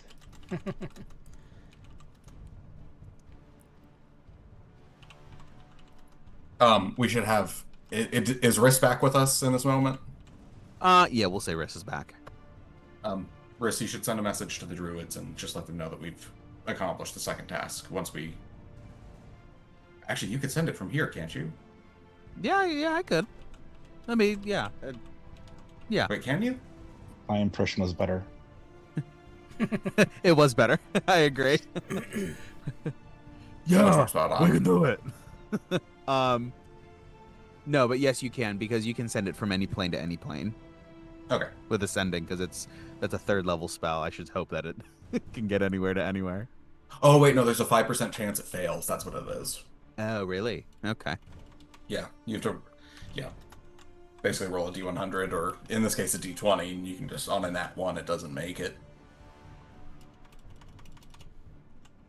But yeah, we should Oh, yeah.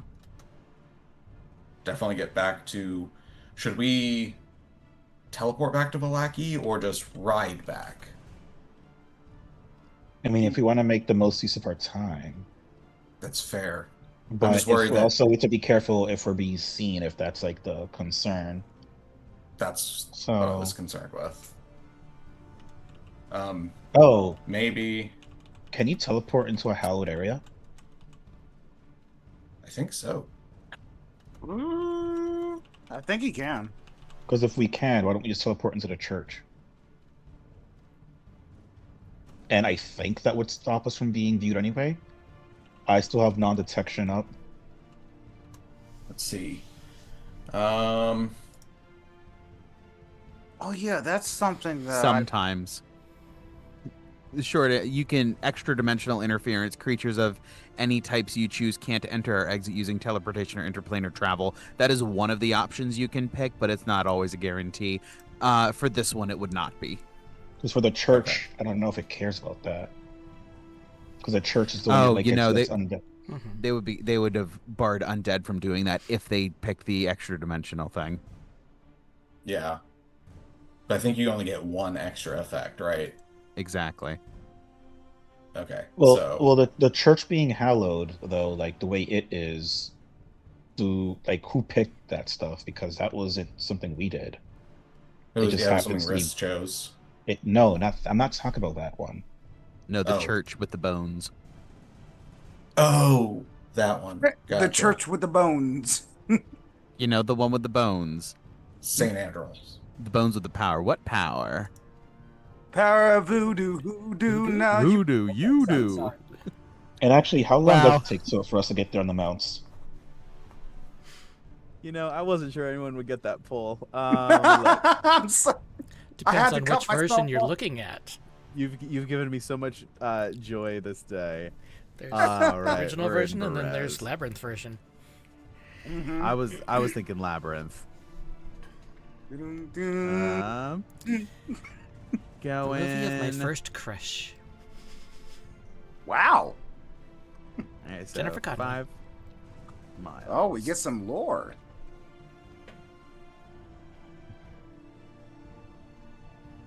5. And then another 1.5. So if you guys are moving 3 miles an hour, that's 6.5 divided by 3. It's like a little over 2 hours on foot. On animal foot? On animal foot, it'd be a little over. It'd be Because just I under. meant if there are mounts. Yeah, mounts are quicker, so it'd be hour 15, hour and a half. I think we should just ride back. I think Yeah, let's that would ride be back. safer.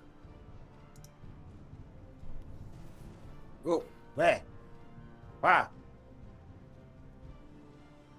Um,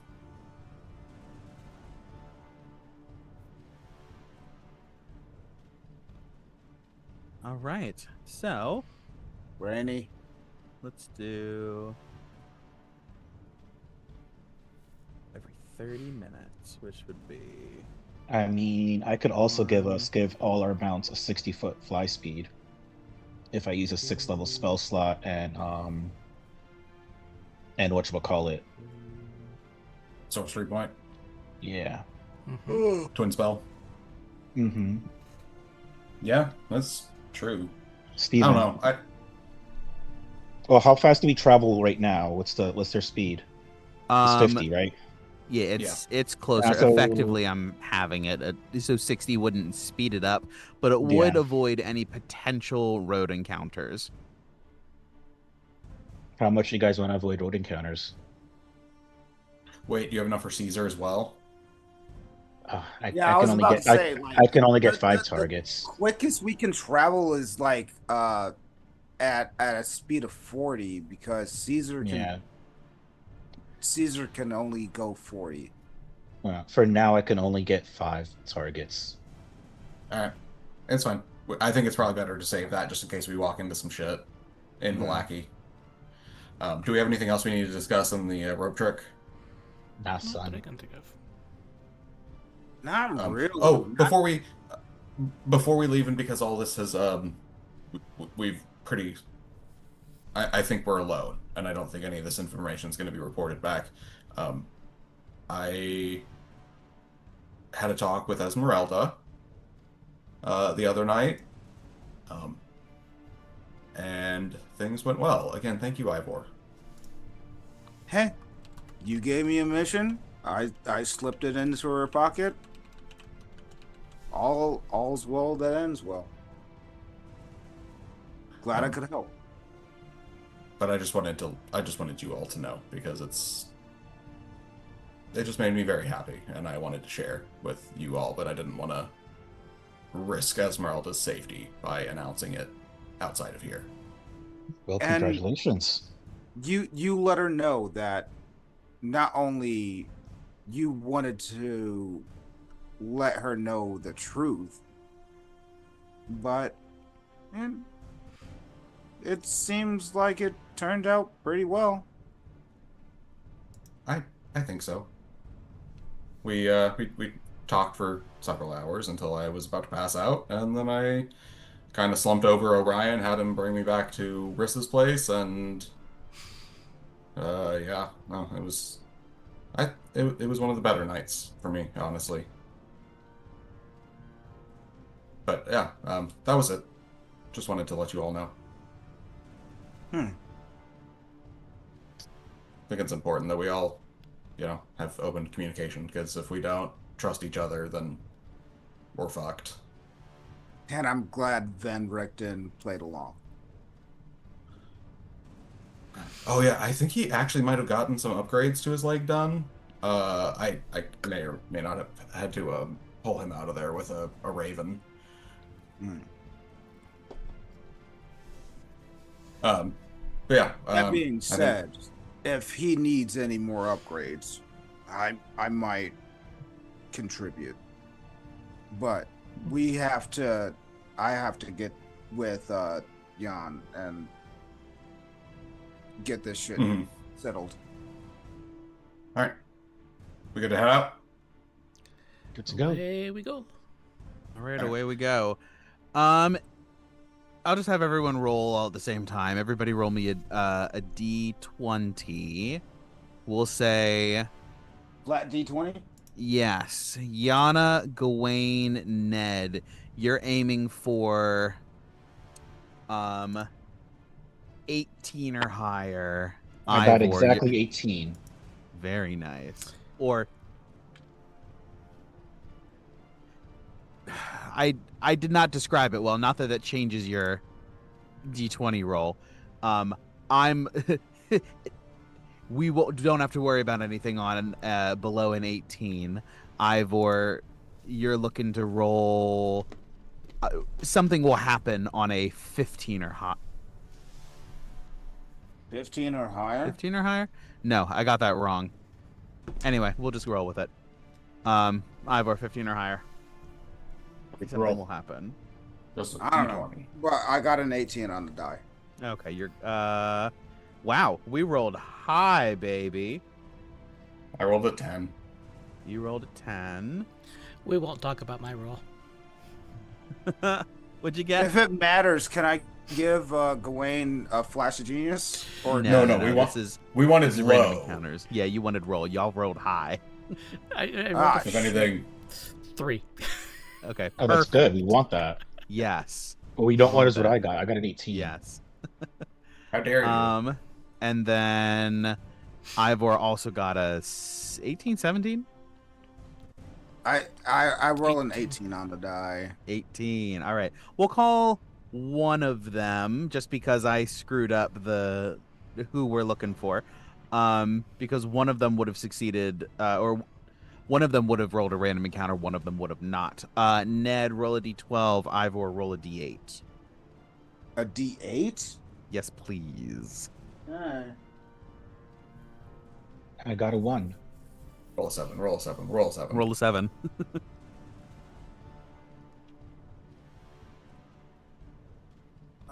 Where the fuck is my... Yeah, fuck it. I don't want to look for it.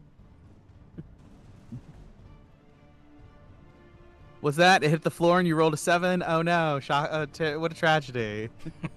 Here, I can roll for you if you want, buddy. Just because your computer's Yeah, looks sure. like it's struggling. Yeah. Because I can't find mine, and the fucking digital isn't working. I will send you $10 right now on Cash App if you tell me it's a 7. I'm sorry. It's an 8. All right. So the skeletal, you suspect that the skeletal rider might have been in the area, and despite your sort of like paying attention, you don't notice anything. However, Let's see. Oh yeah, what happens to that wagon that keeps passing through? You mean I Gawain's ass? Or the or was it the not the hearse, the carriage. Yeah, the carriage. Which I missed character are something. we talking about? I missed some joke there. I don't know what I missed though. No, I said wagon. Probably for the better. And in case you ran with it. I'm assuming someone made a joke about Gawain's ass. You were correct. That's exactly right. Yeah, yeah, that's exactly it. Which for the wagon that keeps coming through? Oh, you mean Gawain's ass? Verbatim, you got it. The ass of Barovia. That's Barovia's Barovia's ass. ass. That's Barovia's ass. All right. Yana, roll the tens digit of a D100. Gawain, roll a regular D10. Okay. You're being ridiculous. I sure am. I'm spreading it all out. Everybody's rolling a die. Red Eagle. Caw. That's an 80. Oh, my man. 80. Sorry. 88 total. Eight. It was an 8 for me. I I don't like that. You guys come to the crossroads up here, right before the Crossroads of Lunar Destiny? River crossing, and right in the middle of the crossroads, smack in the middle of the crossroads, there is an old little doll made from dark, dense wood, missing one hand and the opposite foot. Ned, does your doll speak to this doll? I don't know. I'm not the doll. I don't tell her what to do. Peach, can you talk to them?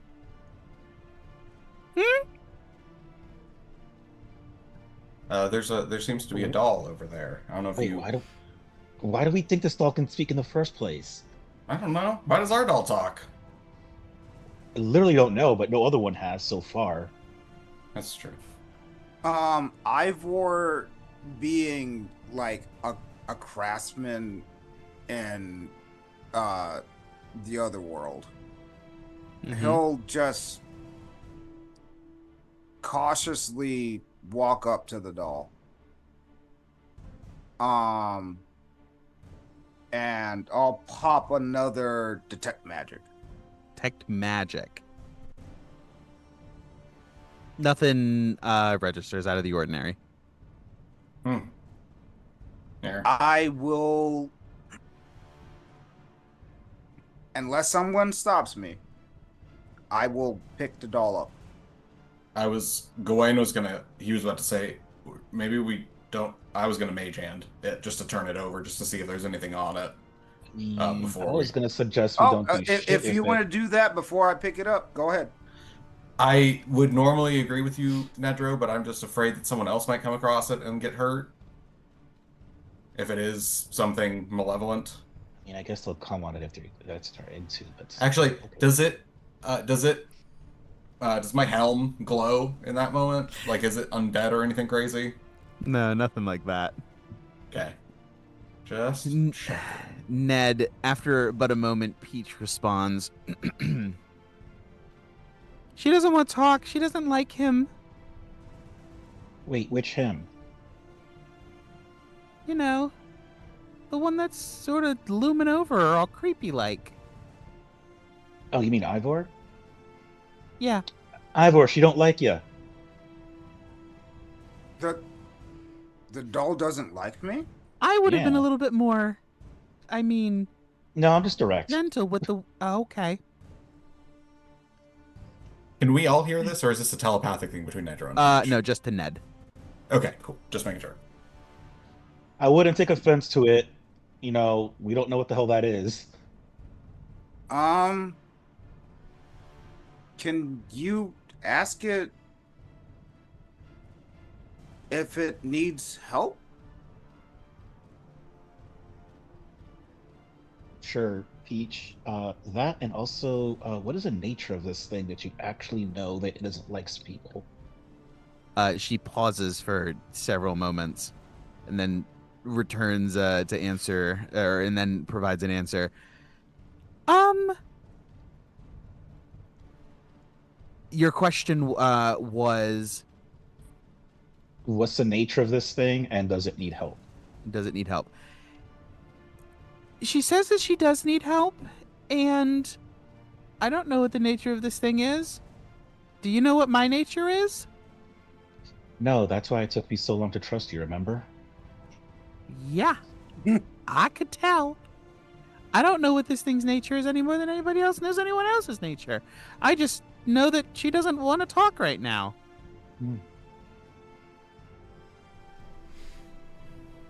Does she want help from you?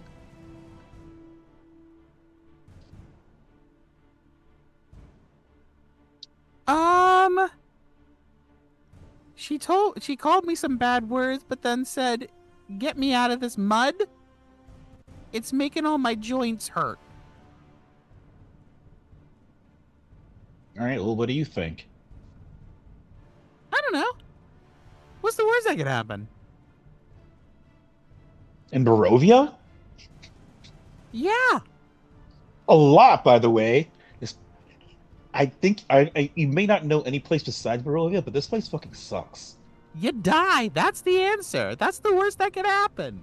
No, you can also die and be relegated to torture for the rest of your spiritual life. That's what happens to those things here. What? Yeah, that's way worse than just death. So wait, when you guys die, it's not, you don't die, you just do something else? When the people here die, it looks like they go back into the cycle, they come back to life, they get tortured, and die again, and do that all over. I'm not from here, so I don't know what would normally happen to me when I die, but I do know what's gonna happen to me if I die. The whole thing. Anyway, what I'm trying to say is there's worse things than death that can happen here. Huh. I'm a Well, special anyways- case, but that's very specific. She wants out of the mud. But not by him. Does she like this guy more? And I point towards Gawain. No, not really.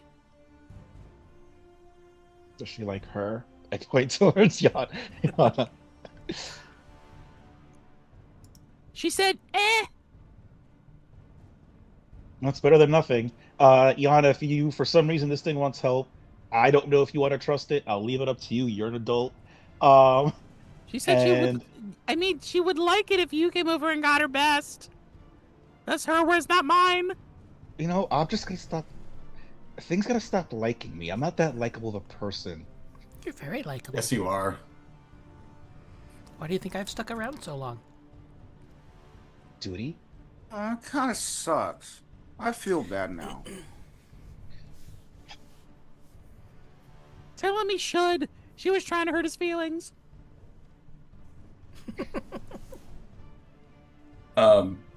Ivor, you're a good guy. So I'll go. That's not what I said at all. I know. Anyway, should I pick it up, guys? Apparently, it wants out of the mud. It doesn't like half the party. Feels neutral towards one person, and I guess is okay-ish with me. Should we? Yeah, I mean, yeah, sure. We should maybe have Riss clean it off. If presidentation? Yeah. Oh yeah, I forgot we could do that. Yeah, they clean my armor all the time. Saves me like Yeah, I think, 3 hours a day. All right. Well, Wait, is Riss the only one with prestidigitation now? yeah. Yep. That's Yep. fun. All right. All right, guys. If I get cursed and like bullshit happens, I don't know. Feel free to kill me, and then I'm gonna pick it up. No, All your right. your staff will save you. Right before he No, does it, it's- I'm going to it- cast Protection from Evil and Good on him. No, the staff literally is why my life sucks. What are you talking about? The staff is going to keep him dead. Let's be real. It actually won't. My staff will keep me alive, just not in the way that I want to be. Fair enough. Touche. Ned becomes a puppet. I mean, Modron puppet. What's the difference at that point? Wait, So yeah. no, One has strings. I won't let you get cursed again. So don't pick it up. No, you're good. I won't let you get cursed again. Okay, I'll pick it up. Welcome to being cursed. Wait, to suggest he is cursed. I mean, I'm not cursed. I don't know if that's the word you would use, but like, by fate. Prestidigitations. This doll is like a sketch mannequin. You know, the ones like the wooden ones that sort of you can pose to sort of get your baseline down before you add like the actual person on top of it. Mm-hmm. It's faceless, Actually, but it has a don't. little wig. It's you might know it. It's faceless. Let me show you. Wooden. And you said it was missing an arm and a leg, right?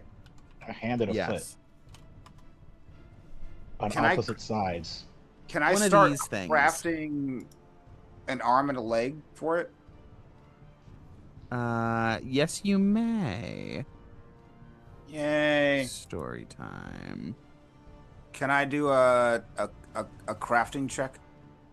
Not the way- right now. You guys are on the By road. the way, Steven, you should be okay. Yeah, I figured that's what you meant. Yep. By the way, Steven, you're lucky I like you. That's why I'm going along with this. Well, you're you're bringing me much joy this day. This is a good session. It's made from like dark stained wood, and it's missing, like I said, one hand and the opposite foot. But Oh, so All the not other- not the entire limb, just No. the hand and the foot. just the last bit of articulation. And you said what kind of wood? Dark, some sort of dark stained wood. Dark oak. Yeah, something like that. Okay, so And- that should take me like probably like 2 hours tops. It'll take you like 20 minutes. Yeah, 20 minutes. All you have to do is whittle a little something. It is, but yes, it is basically just one of those like sketch mannequins. But it also has like some yarn that's been affixed to the head to make it look like a little girl.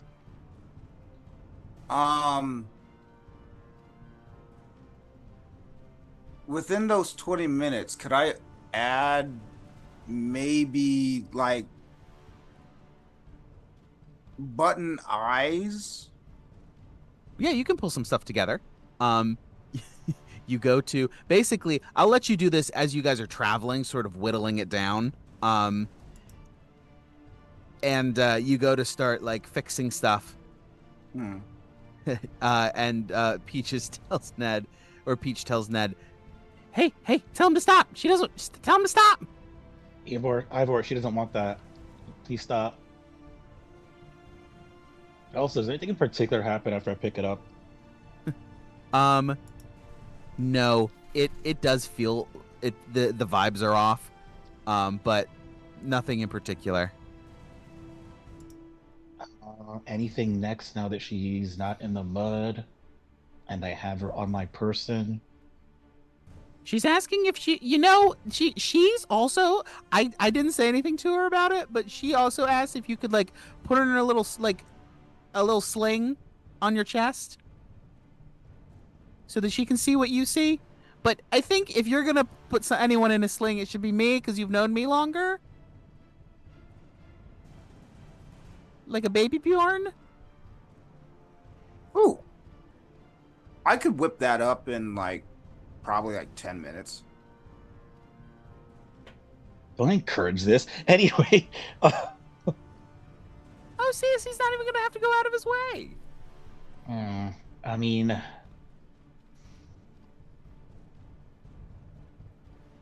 wait, what is the end goal for this? I don't even know anymore. Good question. Oh. I mean, like I don't most wanna- I can do is like make one of the like satchels, so that way like the doll could just like sit there, like almost like a quiver, but for the doll. I mean, don't I have her pretty much hanging off my backpack as she looks behind me at this point? Mm-hmm. How But about since you this? have a second doll now, I gotta make you the second one. You know what? I'm dealing with one doll at a time. Um, all right. I'm imagining Ned carries more of a backpack style anyway. So what I will do, I will not baby Bjorn it. I will put it like on the strap of the book bag, so she is Mhm. still looking forward. But if I take the book bag off, she's attached to it just like on the front strap. Okay. And this is the wooden one. No, this is for This is Peach. for Peach. Okay. I knew you liked me. And then she's quiet for a second. Oh, somebody's mad. I mean, yeah, Oh she well. can be. I don't know this lady. Eh, Um, look, we got her out of the dirt. She's in our cart. If she's gonna be evil at some point, clearly by doing this, I facilitated that. So, she can take it or leave it. Oh, wait, you know what we I can could bust do? a joint if you want me to. You know what we probably What do should you mean do? bust a joint? So there's smoke? Show her. No. Show her who's boss. Like hyperflex something. A little bit of splintering. You can do that to her? You don't know what I can do. No, You I never let me don't. do That's what I'm anything. asking. I mean, As I'm watching Nedro argue with himself, I'm just gonna look and say, did we ever identify Peach? I think we did a long ass time ago. We've done several things. Okay, we should risk do We that. we even no we for the new thing. Yeah, I guess. I Yeah, don't for the know. new one. Yeah. No, the only reason Peach is still with us is because I was assured by crap. What's the name of the lady from that gave Madam us the Eva. prophecy? By Madame Madam Ava that Ava. it wasn't dangerous, and then off camera, I told Steven if this bites me in the ass, I'd be very pissed off. So it's the only reason I actually trust this doll right now. Yeah, I think we should have risk identify it real quick. Yeah, let's do Yeah. it. 10 minutes. It's not For waste. some It's not reason, waste the your spell doll slots. doesn't trust Yeah, me. yeah. It's Yeah, a we should have doll. risk. I mean, I think it's like a sketch mannequin, but I mean nothing. It's a doll. Peach, real quick question. Yeah. Can you sense the feelings of all dolls in general, or just this one specifically? Not all of them. What's the difference between the ones that you can and the one that you can't? Well, this one's talking to me, and the other ones aren't. Got it. Well, I can apparently Boy, this communicate one with had a Peach. mouth. I hope she didn't play with kids. No, I mean, based on what she is, probably belongs to some artisan Mm. who was doing, I don't know, whatever with it. Clearly not taking care of it since it's broken.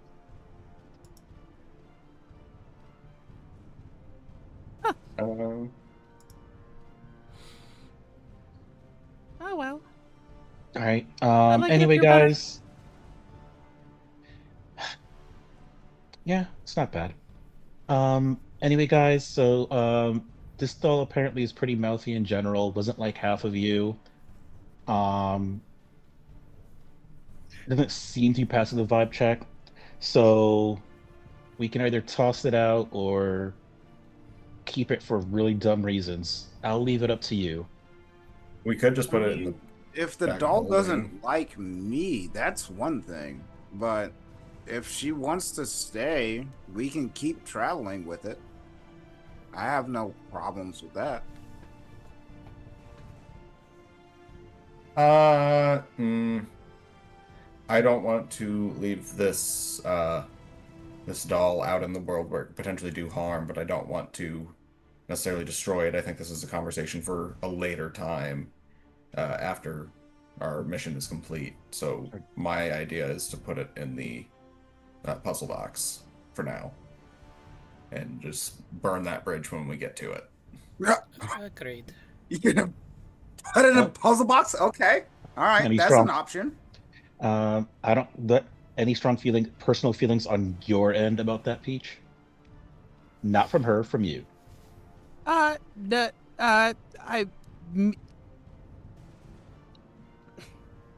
There's a little bit of miffed vibe or energy coming from her, not at you, but you pick up on it. No, not from me. I couldn't care less. She Sounds good. says All right. almost like she's looking at the doll as she's saying it. All right, into the puzzle box it goes. Mage hand. Boom. Bye-bye, bitch! Oh, you Hold on, we had enjoyed this that in a the lot. You don't know what name she called me. I like to imagine it's a slur amongst dolls. Oh. Just because Well- she's made out of wood, ooh, makes she thinks she's all that. Okay, sketch doll with a mouth has been added to our inventory. Makes me very happy. Well, All right, no, no, no. guys. I A think that's our mouthy shenanigans. sketch doll. Well, I think we reached our limit for shenanigans for today. Let's go back to. Let's go back to All right. real stuff. So back in Vallaki, we will finish out the day. There will be 4 hours of downtime for the rest of today, and then there will be whatever you guys choose to do in the upcoming days. But we will cover that in our next session, and that's where we'll pick up next time. Sounds good. Well done, everyone. Yay. Thank That you. was I enjoyed that a lot. I hope you enjoyed it as much as I did. Oh yeah, Of course that we was did. good. Of course. Always. Of course. Thank you. But yes, Figuring out and all the lies and everything. thank you to everyone who joined us on our live streams as well as on our video recordings. I appreciate you guys being there just as much as I appreciate everyone at the table here. It really means a lot that you guys enjoy the stories we tell here. Excuse me. And that you, carve the time out to make it happen and take a peek. Whew. But yeah, we will wrap it up there and pick up next time with that downtime following the consecration of the Swamp Fane. Oh, wow, goodness. I got 30 Sweet, seconds sir. to go and I can't make it. But yes, everyone, thank you to everyone who joined us very much. I appreciate you guys a lot. And always remember, you guys are the legend beyond the Dragon's Tail. Good night, everybody. Good night.